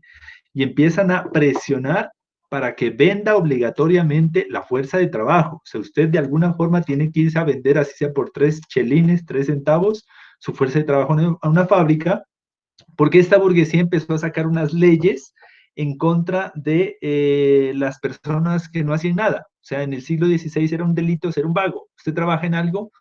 No, pues para la cárcel, hermano, porque es un delito ser vago. O sea, usted tiene que venderle su fuerza de trabajo obligatoriamente a una empresa. ¿Por qué esta lógica? Porque si dejamos que la gente sea libre, pues muchos inclusive, qué sé yo, se van por la naturaleza y recolectan lo que sea y con eso se mantienen. Pero eso no es beneficioso para el capital. Nosotros necesitamos que sea obligatorio el trabajo para que así tengamos tantos obreros que la fuerza de trabajo reduzca su valor, ¿ya? Para que la gente, para que las empresas digan, bueno, como hay mucha gente, ¿quién trabaja por $5? Yo le trabajo por 4, entonces venga usted. Yo trabajo por 3, entonces venga usted. Yo trabajo por 2, entonces venga usted y la mano de obra empieza a perder su valor porque la gente tiene que estar obligatoriamente vinculada y trabajando en algo, ya no puede estar de vago. Entonces, eso es como una venta obligada de la fuerza de trabajo, cuando no tienes más elementos. Y esto es a lo que en el texto le llamaban la acumulación originaria. Es decir, que quienes se inventaron el sistema económico capitalista, pues quienes inventaron no, sino quienes lo empiezan a potenciar esas burguesías industriales, no dan puntada sin dedal. Es decir, montan un sistema económico que pase el feudalismo, ¿ya? El feudalismo, para muchos analistas decían, no era tan malo. Inclusive esa fue la lógica que tuvo Pasto en defender a la monarquía española. Oigan, pastusos, si serán brutos, ¿ustedes por qué defienden al rey? Porque el rey no es tan malo como lo pintan, porque para el rey vos sos una pertenencia, y al ser una pertenencia no te va a dejar morir, porque le perteneces. Eso es como si usted se comprara, qué sé yo, un caballo como su medio de transporte. Usted ese caballo le costó plata, usted no lo va a dejar morir de hambre porque es una pertenencia suya, usted lo puede vender, usted lo puede utilizar para trabajar. Entonces, para la lógica pastusa, la lógica de tener un rey, ya significaba eso, que algo te iba a dar. Pero eso no lo entendían tal vez del centro del país, que decían, y es que usted no quiere ser libre, pero para nosotros la libertad significaba, ¿y ahora qué? ¿Qué me pongo a hacer? Si el rey de aquí algo nos da, o sea, el apego por la monarquía significaba eso, ¿no? La relación de patronazgo y de fiel servidor, que inclusive sigue teniendo todavía mucha relación. Hoy en día la gente, se han hecho unos estudios muy interesantes, etnográficos, le han preguntado, por ejemplo, a los grandes constructoras, hay una constructora a nivel nacional, que se llama la constructora Solarte, y una vez entrevistaron al señor de los Solarte de la constructora y le dijo, ¿usted por qué contrata obreros nariñenses? Y dijo, porque son buenos trabajadores, son fieles y te trabajan y no te montan la revolución. Y eso lo aprendieron por allá desde la época de la independencia, que tienen fidelidad al patrón. El patrón podrá ser el rey, podrá ser el más quien sea, pero son fieles trabajadores. Y esa impregna todavía viene desde la colonia, cuando si el patrón era el rey, pues hay que defender al rey, hijo de madre.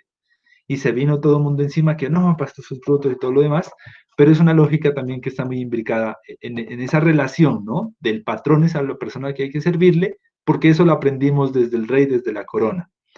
Gabriela quiere participar, te escuchamos. Que lo que acaba de decir me suena mucho a la situación de Venezuela. No sé si... ¿Por qué? Porque, bueno, usted está diciendo la parte de que, bueno, la fidelidad, entre comillas, al rey como tal en ese momento. ¿Por qué? Tiene toda la razón. Al ser pertenencia, ser un pro, un contra, no le iba a dejar morir. Y según la lectura, pues también lo que decía, es la parte de que, o sea, listo, no tenían un sueldo, pero ahí está como los trueques, se decía, pues tenían una tierra, tenían, por ejemplo, al que le mandaban a moler el maíz.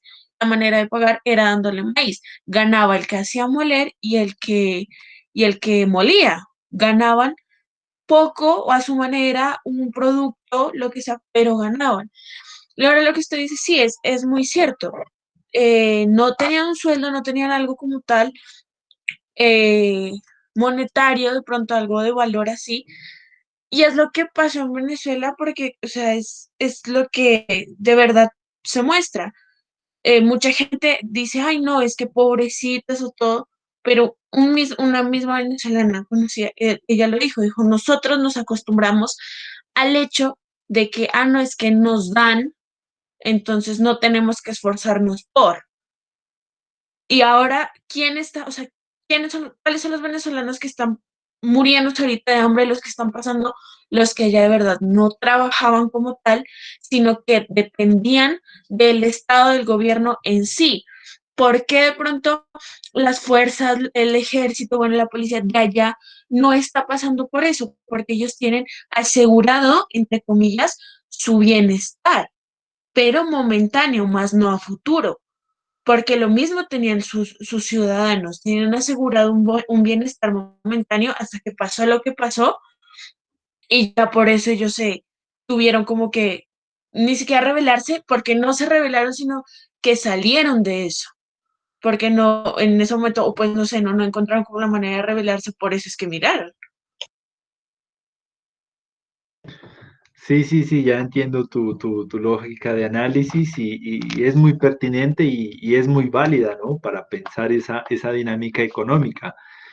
Si nosotros vemos el proceso contemporáneo y económico de Venezuela, es un proceso que se configuró desde la década de los 90 en la exportación de petróleo. La matriz productiva de Venezuela desde 1990 es 99%, 98% de sus exportaciones vender petróleo. Y desde los 90 y toda la época de los 2000, pues lo vendían a tan buen precio y tenían las reservas de petróleo que les permitían hablar de tú a tú con los árabes, con los dueños de los países petroleros como tal, eran tú a tú, Irán, Arabia Saudí, Líbano y Venezuela, porque era uno de los pudientes en petróleo, le permitió consolidar un Estado, en cierto sentido, tiene sus pros y sus contras, ¿no? Un Estado que funcionaba como ¿cómo lo llamamos? Muy, muy de los bonos, muy de los créditos, muy de los beneficios. Ejemplo, existiendo durante la época de Hugo Chávez, tú podías recibir un bono por tener un hijo, porque por cada hijo que tenías, el Estado te daba una manutención. Pero eso va a generar una implicación bastante fuerte en que la población diga, no, pues yo para qué voy a ir a buscar un trabajo si está papá Estado que me amamanta. Si tú estabas desempleado, ibas a una de las oficinas del Estado y te daban un bono de desempleo. Si tú tenías hijos, bono de desempleo. Si tus hijos querían ir a la universidad, bono para estudio. Si tú en Navidad querías comprar una cena especial, bono para comprar cena especial. Y eso hizo que la matriz productiva de Venezuela no se desarrollara en ese mismo sentido. O sea, la gente no quería montar empresa. ¿Para qué voy a montar empresa, señores? Si papá está dando todo. ¿Para qué voy a matarme aquí montando una empresa de gaseosas o de jugos? Entonces, ese rol muy, ¿cómo lo llamaron? O sea, hay una palabra, hay un término para eso, cuando el Estado es muy, te da mucho pescado, pero no te enseña a pescar. O sea, siempre es muy, ay, necesita algo, tome, necesita algo, tome. Cambio otros estados son, necesita algo, sí, pues yo le puedo dar un préstamo para que monte su empresa y usted saque sus ganancias. Entonces es un estado muy sobreprotector, por decirlo así, ahorita te doy la palabra, y lo que generó fue la crisis económica cuando preciso le llega a Maduro y le dicen, oiga, ¿se acuerda que nosotros teníamos ese pocotón de petróleo? Sí, pues ya hemos vendido casi todas las reservas del petróleo, nos queda un conchito. Grave, ¿y ahora qué hacemos? No, pues lo peor es que la tasa del petróleo bajó un carajo. Hoy en día está en alrededor de 40, $50 por barril. Épocas en donde Hugo Chávez lo lograba vender a 150, a $180 el barril. Entonces, ¿qué pasó? La teta se le acabó la leche. Es decir, al petróleo, se les acabó el petróleo, uno, o sea, disminuyeron las reservas, y dos, el valor del petróleo redujo. ¿Qué es lo que tuvo que decir el Estado cuando ya llega Maduro?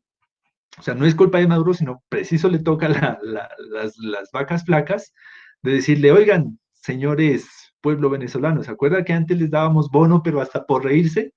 Pues ahora ya no hay plata para eso. O sea, ya no tenemos fuentes, porque además de que tenemos pésimas relaciones con los países como Estados Unidos y Europa y demás, pues el precio del petróleo está en el carajo. Vaya a ver dónde está el precio del petróleo hoy en día. Eso significó que empezaron a recortar o a suspender los bonos de subsidios. Si usted tiene, por más de que tenga 20 hijos, ya no le vamos a dar bono. Entonces la gente quedó, ¿y ahora qué hago con los 20 chinos? Antes yo tenía hijos, era para que más plata me dé el Estado. Usted que está desempleado, ya no le vamos a dar más bonos. ¿Cómo que no me va a dar más bonos? Porque la gente empezó a vivir de una forma muy, muy cómoda, tal vez, de decir, no, pues ¿para qué me esfuerzo si está el Estado? A tal punto de que nos quedamos ya sin la matriz productiva, que es el petróleo, la situación de Venezuela, pero tampoco desarrollamos matrices productivas en otra cosa. Es decir, lo único que fabrica 98% de las exportaciones son petróleo, y el 2% de las exportaciones de Venezuela es unas gaseosas que se llaman Polar. No sé si alguien las ha escuchado. Son como una ponimalta, es algo así. Creo que cerveza también, de un osito blanco. No exportan nada más porque ya la gente no se interesó por montar empresa, por montar fábrica. ¿Para qué si el Estado nos está dando todo? Entonces, cuando hay una crisis de este tipo, disminuyen los precios del petróleo, el Estado ya no les puede dar ni subsidio de arriendo, ni casa, ni educación, ni nada, y la gente no tiene otra opción que emigrar porque el país económicamente, por depender tanto de una sola cosa, pues se le fue al carajo. Es como, no sé si ustedes han escuchado ese refrán que dice, nunca meta todos los huevitos en la misma canasta, porque vaya, esa canasta se cae y caemos todos. Eso pasó a Venezuela. O sea, dependieron tanto del petróleo, o sea, que la matriz productiva de un país dependa completamente del petróleo. Se acabó el petróleo, pues se acabó la economía, se mandó el carajo todo. La gente no tiene trabajo, no tiene subsidios, no tiene dinero.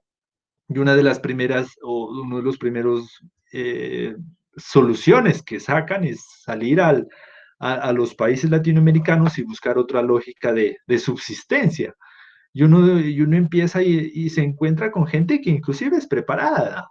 O sea, la cuestión no es tanto, mire cómo es economía política, o sea, no es únicamente no, que Maduro es el malo y todo lo demás, sino que es también una situación económica fuerte que no se soluciona con un cambio de gobernante. Porque el señor Guaidó ya estaba que llegaba a la presidencia, que no, Guaidó ya nomás se toma el poder. Pero el man como que dijo, oiga, momento, es que si yo llego al poder así como está ese país, pues puchica, es que está bien duro que lo saque, porque ¿qué necesita? Necesita una reestructuración industrial y eso no se lo hace de la noche a la mañana. O sea, Colombia, puchica, viene exportando materias primas hace 5 siglos y apenas estamos como medio sacando ahí. Ya no vendemos el aguacate recién bajado del árbol, sino que por lo menos estamos haciendo, lo estamos llenando en unos tarritos. O sea, no es tan fácil industrializar un país. Por eso Guaidó ha dicho, no, yo todavía no me quiero meter como a la situación política de este país, porque van a seguir creyendo tal vez que el problema es mío, y es que el problema no es ni de Guaidó ni de Maduro, sino de una lógica estatal, de una lógica del Estado, de gobierno, que siempre ha depositado los huevitos en la misma canasta, echemos ahí, se cayó la canasta y ahora todo el mundo se quedó sin qué comer. Entonces, esa lógica explica un poco esa tendencia, me parece muy interesante tu aporte. ¿Puedo decir otra cosa? Dinos, Gabriela, te escuchamos. Pues ya con lo que tú me estaba diciendo también se me vino a la mente. De pronto no tiene punto de comparación porque no lo tiene, pero pienso que, o sea, obviamente, aparte de ser un proceso logístico, de producción, que es un proceso muy duro, que es un proceso no de una sola persona, no de solo el gobierno, sino del país como tal, de la industria, bueno, sí, eso es lógico, pero yo creo que eso también, o sea, pienso yo, no sé, no como todo, hay que empezar desde lo pequeño. O sea, empezar desde poco a poco. No estoy diciendo que las ayudas sean malas, pero es en parte, no sé, ¿no? O sea, yo porque lo he visto, es, por ejemplo, acá lo que se ve, lo que se conoce como familias en acción, ¿no? Jóvenes en acción, bueno, que reciben ¿qué es? Un aporte, pues, económico, ¿no? Que mensual o no sé cada cuántos meses, ¿cierto? Es muy diferente, un ejemplo, a lo que hace el SENA. El SENA también da como esas ayudas, a veces las da económicas cuando de verdad es algo que son personas de veredas que tienen que ir al pueblo a estudiar, que no tienen para un transporte, sí, dan subsidios de alimento, tal. Es una cosa, ¿por qué? Porque ellos están estudiando, están, como decir, van a pasar 1 año y medio, 2 años en un técnico, en un tecnólogo, haciendo ese tipo de cosas. Podemos decir que entre comillas se lo merecen, pero yo conozco mucha gente, por lo menos de acá, de mi círculo social, que es, ay, no ve, no, todavía no llega lo de Familias en Acción. Y ahora, no, pues póngase a hacer algo. Aquí, profe, no le miento, porque el sector donde yo vivo hay cultivos, es de las personas que los dueños de los terrenos dicen, ya cultivar, ya recogieron la papa, ahí siempre queda, vaya coja. Es en cosas pequeñas como el hecho de decir, ah, bueno, voy, cojo esa papa que no me están cobrando nada, no me cuesta nada, ¿por qué no la frito y me pongo a vender salchipapas? Acá en el barrio, porque ese tipo de cosas dan, me hago entender. Y pienso que sí, son cosas muy pequeñas que simplemente pueden pasar en un barrio, porque ese barrio puede pasar a todo el pueblo, a toda mejor dicho, que se puede expandir, ¿sí? Pienso yo, o sea, sí es una ilusión, es algo como que, ay, no, el sueño que todo el mundo quiere, pero pienso que es algo así, que se puede empezar desde algo pequeño, no necesariamente causar una revolución, pero sí empezar a eso, aprender que no tenemos que depender de un Estado, de un rey, entre comillas, que nos está cuidando, pero que a la hora de la verdad dependemos es de nosotros, de nuestro trabajo, de lo que sabemos, y lo relaciono con la carrera que estamos estudiando. ¿Por qué? Porque nosotros no estamos, como decir, cultivando algo, lo que hablamos, lo que Marcelo nos explicó en la anterior clase, no estamos materializando la comunicación como tal, como para dárselo a alguien en físico y decir, págame por esto, sino que nosotros somos los que tenemos que cultivarnos a nosotros mismos mediante estudios, mediante experiencia, mediante absolutamente todo, y después somos nosotros mismos los que tenemos que exportarnos. Tenemos que ver si nos va mejor en otro país, si nuestro trabajo vale lo mismo aquí en Colombia o en Venezuela o en Ecuador o en Estados Unidos. Ver si es rentable o no. Pienso que todo eso pues tiene mucha relación, no sé. Vale, muy bien. Muchas gracias, Gabriela. Registro aquí tu participación, que es muy, muy importante en en la manera en que pensamos esas políticas. Ya las busqué por acá. Se llaman políticas subsidiarias. Política subsidiaria. Hay mucha gente que las adora, las aprecia. Yo estoy un poco en contra en que una persona, qué sé yo, jóvenes en acción, no sé cuánto les dan. Yo creo que no es una política que te permite progresar como país. ¿En qué medida, y sería un buen tema de análisis, 100.000, no sé cuánto les dan, 150.000 pesos, te permiten edificar como persona y te permiten progresar como sociedad? Han presentado casos en los que le dan al muchacho los 150.000, se los bebe, se los gasta, se los come, pero no hay problema porque el siguiente mes el Estado está ahí para darle. El problema es cuando se acabe esa política. ¿Qué va a pasar con esa política? Pues de que acostumbramos a la subsistencia, tal vez, al subvivir, al ejemplo mismo que pasó en Venezuela. ¿Para qué voy a ir a trabajar? ¿Para qué voy a ir a estudiar? ¿Para qué voy a montar una empresa si el Estado me está dando ya la comida? Y ese refrán es fundamental: no le des pescado, enséñale a pescar. Yo diría que es más propositivo que como país, en vez de jóvenes en acción, que en vez de a cada persona, a cada chico le den 150.000, le den un cupo en una institución de educación superior, técnica, tecnóloga, profesional. Pero me parece que eso le va a dejar algo a él para que cuando se acabe esa política, cuando se acabe ese gobierno, por lo menos va a quedar con una herramienta que le permite a él mantener a su población. Y eso creo que lo hacían inclusive muchas personas. O sea, los programas del SENA iban enfocados. Hay un programa que se llama Capital Semilla, que son unos recursos no para que te los mecates en cositas, sino para que compres o maquinaria, o para que compres instrumentos, elementos, herramientas, y con eso trabajes y montes tu negocio.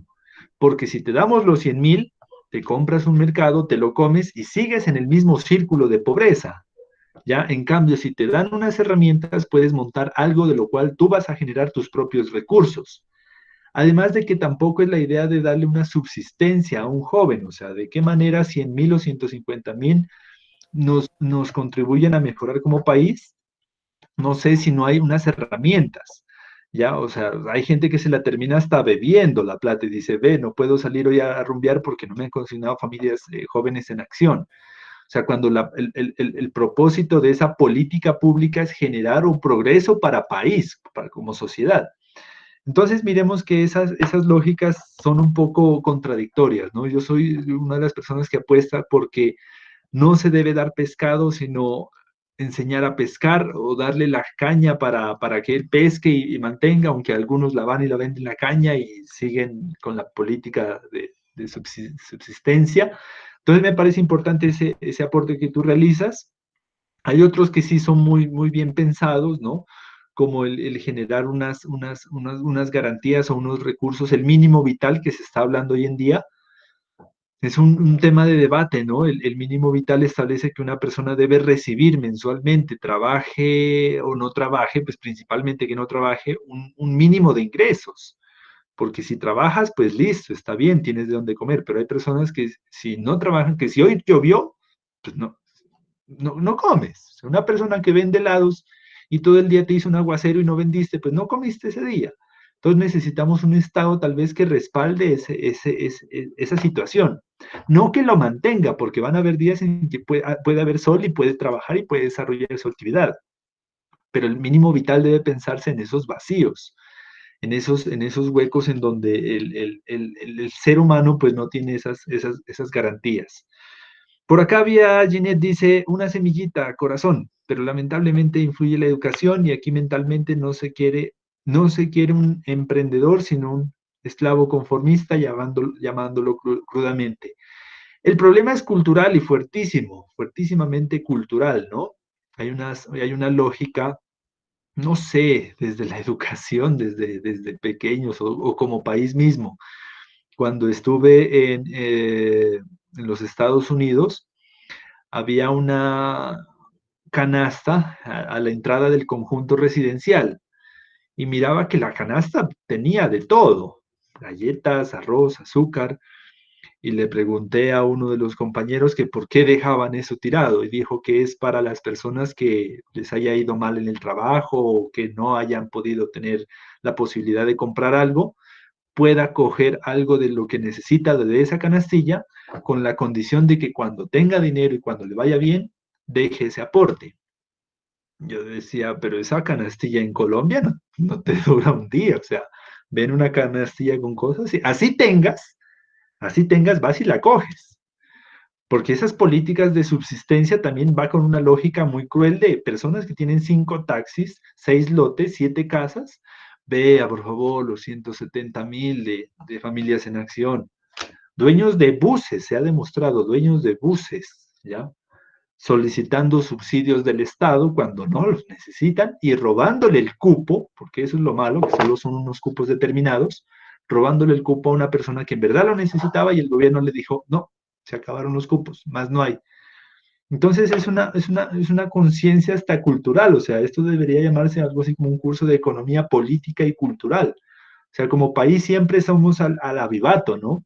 Al aprovechar. Así tenga, no importa, deme. Soy pobre, tengo hambre, pero vea esa casota, no importa, deme. Cuando otros países inclusive tienen una lógica de, hey, tranquilo, yo tengo, yo puedo, ayudo a una persona que no pueda. Y hay muchos videos en internet. Una vez estaba mirando en el metro de Berlín, se había dañado la máquina del bus. O sea, era una especie de tren. Y la máquina no estaba funcionando y se había quedado abierta. La lógica colombiana te dice, pues si esa vaina está abierta y si nadie está cobrando, pues métase. Si aquí ya han visto esos videos de Transmilenio, ¿no? Por más de que haya máquina, vidrio, agente, antes de que va a pasar el bus, se abre la puertica, métase, hijo de madre, métase. Y en Berlín, ¿qué pasó? Se dañó la máquina de recolección. No importa, la gente colocaba ahí el dinero para que cuando la arreglen, depositen el dinero. Nadie entró gratis. La gente dejaba el dinero allí para que la persona que la venga a arreglar diga, uy, ve, se ha dañado la máquina, no he estado cobrando y ha quedado abierta. Ah, pero aquí está el dinero de todas las personas que entraron. Entonces es una lógica inclusive económica y cultural. Y a mí me sorprendía porque esa canasta estaba allí con productos de primera necesidad y decía, ¿y por qué la gente no coge? Pues seguramente porque no tiene necesidad. ¿Y yo puedo ir a cogerme algo? ¿Tienes necesidad? No, pues me hicieron sentir mal, no, pues yo sí tengo plata. Entonces, ¿para qué vas a ir a coger si tienes plata? Anda a comprar. Entonces uno como que, ay, no, pues sí. El colombianazo ahí, ¿no? El hecho, el vivo, el uy, ve, nadie me está viendo, el uy, me dieron más. Entonces es una lógica fuerte en ese sentido. Dice Ginette, en Medellín la mayoría de gente sí tiene cultura en ese sentido, cultura económica, eso es interesante, ¿no? Cultura económica, debería ser una nueva materia, además de las que estamos viendo. Bueno, vamos retomando por acá, que nos quedan pocos minutos. Entonces, ¿alguna otra participación? ¿Alguien más que quiera sumarse a los puntos? No se olvide que tiene que ir desarrollando puntos y hay gente que está en ceros todavía. ¿Alguien más quiere sumarse? Una participación a partir de ese balance de cómo surgió la lógica capitalista y demás. ¿No? Las personas que están en ceros. Bueno, ok, entonces, vamos cerrando este primer núcleo para el día de mañana ya trabajar de manera específica a los dos autores que son Adam Smith y David Ricardo, ya con unos conceptos muy específicos. Profe, ¿qué dice Jacqueline?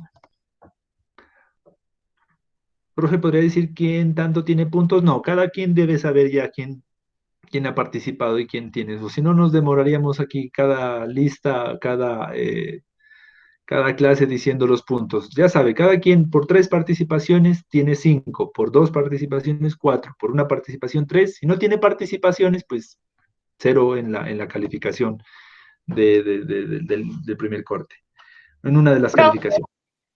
Profe, qué pena. Yo tengo como algo que agregar, pero también tengo una pregunta que no me quedó como muy claro de la lectura.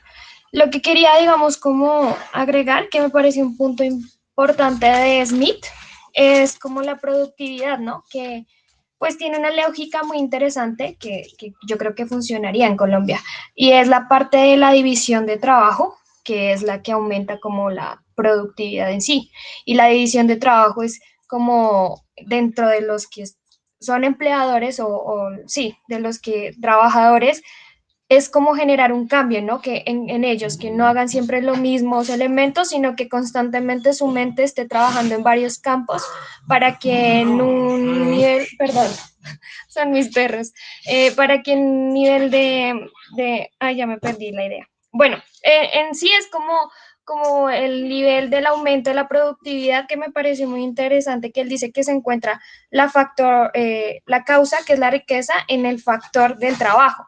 Y el factor del trabajo es la división. O sea, cuando tú tienes, para que una empresa como que se nutra y crezca en productividades, como que la división de sus trabajadores en cada tarea. No sé si me hago explicar. Y la duda que yo tenía era por parte de David Ricardo, en cuando él dice como que el trabajo incorporado es el que es como el plan más importante que le puede dar a una persona éxito durante un tiempo, no sé cómo decirlo, un tiempo extenso, pero como que la economía es constante, la economía no disminuye, sino que digamos aumenta en ese tiempo, ¿me hago entender? Que es un tiempo determinado, pero la verdad no me quedó muy claro cómo así el trabajo incorporado, o sea, ¿a qué se debe eso? Tomás, ¿a qué se debe eso? Entonces, es eso, profe, no sé si me hice intenté. Sí, muy bien. Son unas puntualizaciones ya en el desarrollo de estos dos autores. El día de mañana vamos a trabajar con mayor especificidad. Hasta ahora solo logramos desarrollar el punto número 1, los inicios del capitalismo y la economía política. El día de mañana ya vamos a trabajar qué es esto de lo que Adam Smith nos habla como productividad, nos habla como precio, valor de uso, valor de cambio, trabajo incorporado. Vamos a hablar el día de mañana en torno a estas ideas. El día de hoy yo creo que hicimos una buena reflexión. A manera de conclusión, para los que están levantando el acta, como conclusión podemos establecer entonces que nuestro interés de esta semana es empezar a pensar de dónde surge esta idea de buscar trabajo, de sacar ganancias, de que me paguen un buen salario, de cuándo acá o en qué momento o cómo históricamente se configura esta dinámica económica capitalista. Y la primera conclusión que sacamos es que esta lógica no es inherente al ser humano, sino que es una configuración histórica que se da principalmente desde el siglo XVI, con ¿qué es? La expansión de las economías de mercado desde Europa occidental, con la lógica de que ya no sea un rey, un señor feudal el que me mantenga, el que me diga qué hacer, el que me deje comer, sino con un discurso de libertad económica, pero también a la vez que involucró o que incidió en que las personas requieran de un trabajo, de una actividad productiva, de que aquellas que no tenían ni tierras para sembrar, ni dinero para montar una empresa, pues tuvieron que forzadamente, ya sea de forma directa o indirecta, vender su fuerza de trabajo. De forma directa porque hubieron muchas leyes en el país, en los países que decían así, que las personas debían instaurar una actividad económica y que indirectamente pues las fueron influenciando con el discurso, ¿no? De que había que trabajar en algo, de que había que dedicarse a algo, que había que ser productivo en algo. Entonces, de esa forma, pues lo fueron a uno arrinconando a tal punto, pues, de que uno se sumerja a la actividad económica capitalista, ya sea desde la lógica de burgués, de empresario, de montar mi propia empresa, o como la lógica del obrero y del proletariado. La segunda conclusión, ¿alguien iba a participar por acá? Profe, yo tenía una pequeña preguntita. Dime. Sí, o sea, bueno, sí, o sea, comparto lo que dijo Ginette, ¿no? Que más que todo, pues es por un progreso, ¿no? Del capitalismo de la economía global. Pero si bien es cierto, pues yo pienso que desde los tiempos que se instauró esta metodología de economía, muchas personas, o sea, no tenían noción, o sea, una noción clara, ¿no? De los cambios que involucraría esto. Entonces yo pienso que si surgió este tipo económico, también fue gracias a la necesidad de adquirir pues los productos de las personas, ¿no? En ese tiempo pues que se vieron obligadas a hacer cualquier tipo de trabajo para pues no sé, para tener su sustento. ¿Sí? ¿Me entiende? ¿Sí me entendería? Sí. Sí, sí, claro, ajá. Aquí te registro tu participación, gracias. Ese es como uno de Gracias, los, de Pablo. los, de los ejes fundamentales sobre la necesidad de la persona. O sea, las necesidades siempre van a ser infinitas y los recursos siempre van a ser escasos. ¿Y cómo hago para satisfacer esas necesidades infinitas? O sea, los antojos son infinitos, todo tipo de antojos, necesarios, no necesarios, o sea, inclusive hay unos escalafones de las necesidades humanas, necesidades primarias, comer, dormir, cubrirse del frío, necesidades secundarias, un lugar donde vivir, un lugar donde puedas obtener algunos descansos, y necesidades terciarias como recreación, lujo y demás. Pero ¿qué pasa con todas esas necesidades? Pues los recursos son supremamente escasos. Hoy en día plantean que los recursos desde el salario mínimo es de 878.000 pesos, que supuestamente te debe alcanzar para necesidades primarias, secundarias y terciarias. O sea, los recursos siempre van a ser escasos, y en esa lógica de, bueno, ¿cómo hago o cómo expando esos recursos escasos ante esas necesidades infinitas? Es como empieza a configurar la disciplina de la economía. Eso es lo que estudia la ciencia económica. ¿Cómo utilizo estratégicamente esos recursos escasos ante las necesidades infinitas de la persona? Y veníamos diciendo como otra conclusión que la ciencia económica pues se va a diferenciar de las prácticas económicas pues que han existido hace mucho tiempo. Inclusive hoy en día hay gente que practica o que hace prácticas económicas, pero no tiene en sí una reflexión sobre por qué hace lo que hace, o por qué le pagan lo que le pagan, y por qué hay otras personas que les pagan más y otras menos. Inclusive hay muchos análisis que dicen que el trabajar más no te van a pagar más. Te he mirado algunos análisis, he mirado por redes sociales, que dicen que no es cierto que entre más trabajas, más dinero tendrás. Si fuera eso cierto, los obreros, los agricultores serían multimillonarios. Si yo trabajara 24 horas al día, pues sería multimillonario, y es falso. Hoy en día las lógicas del capital son en qué trabajas, cuáles son tus habilidades, tus saberes. Hay personas que te trabajan 1, 2 días, 3 días al año, pero con lo que producen en esos 3 días al año les sirven para vivir todo el día. Hay otras personas que se trabajan de 8 a 12, de 2 a 6, todos los fines de semana, y a duras penas alcanzan a llegar al mes con los recursos de primera necesidad. Entonces es un poco pensar por qué se producen esas situaciones, ¿no? Y más adelante ya irnos introduciendo al campo de la comunicación. O sea, nos estamos fundamentando apenas en economía política, así, a secas. Y luego más adelante es pensar ya el rol de la comunicación en las dinámicas de mercado. Y como una última conclusión, pues ya empezar a entender que la conformación o la consolidación de la economía capitalista pues es de un interés político. O sea, no podemos separar el dinero por allá y el poder y la política y los reglamentos y lineamientos por otra parte. Siempre va de la mano, ¿no? No de gratis somos uno de los países en donde el salario mínimo es uno de los más bajos de la región.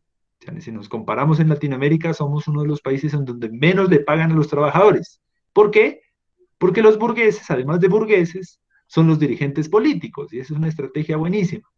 Porque si eres burgués y dirigente político, pues vas a sacar políticas, entre ellas no subir el salario mínimo tanto.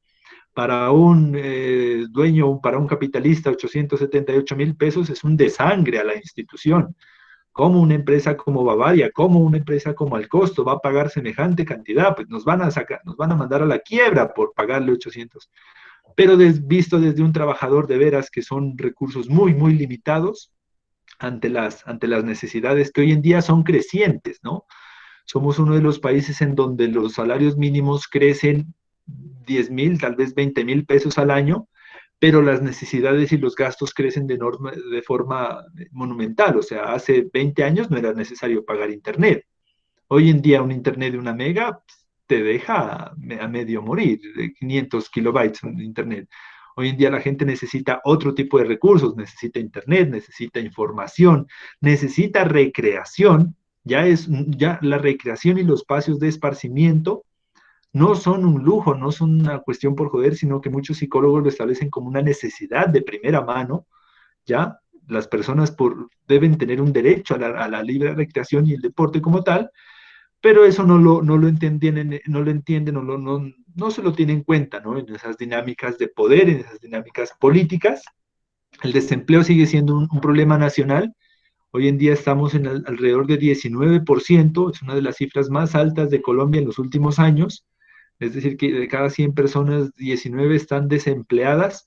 Cabe aclarar que para las lógicas del gobierno, si usted va a pedir monedas a un semáforo, ya no es desempleado. No, usted no es desempleado, usted es un emprendedor, usted es un trabajador independiente, porque en este país el rebusque es considerado empleo.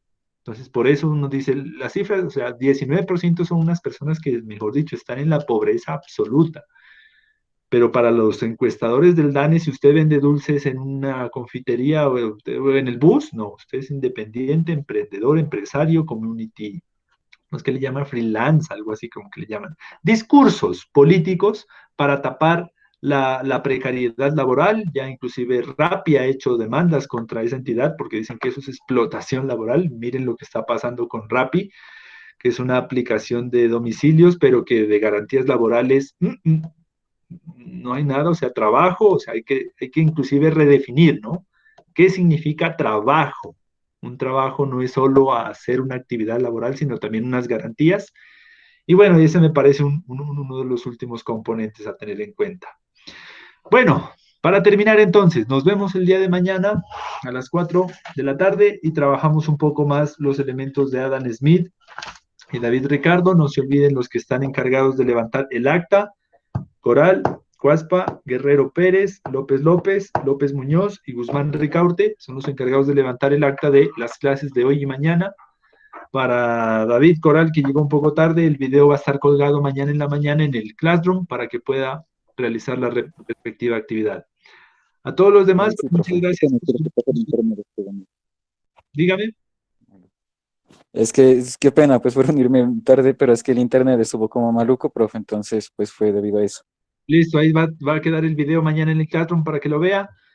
A los Vale, demás, señor. gracias por su atención y nos vemos el día de mañana puntuales a las 4 de la tarde para trabajar la segunda parte del texto. Muchas gracias y nos vemos mañana. Listo, profe, gracias. Muchas Que estén gracias, muy bien. profe. Chao, nos vemos. Gracias, profe.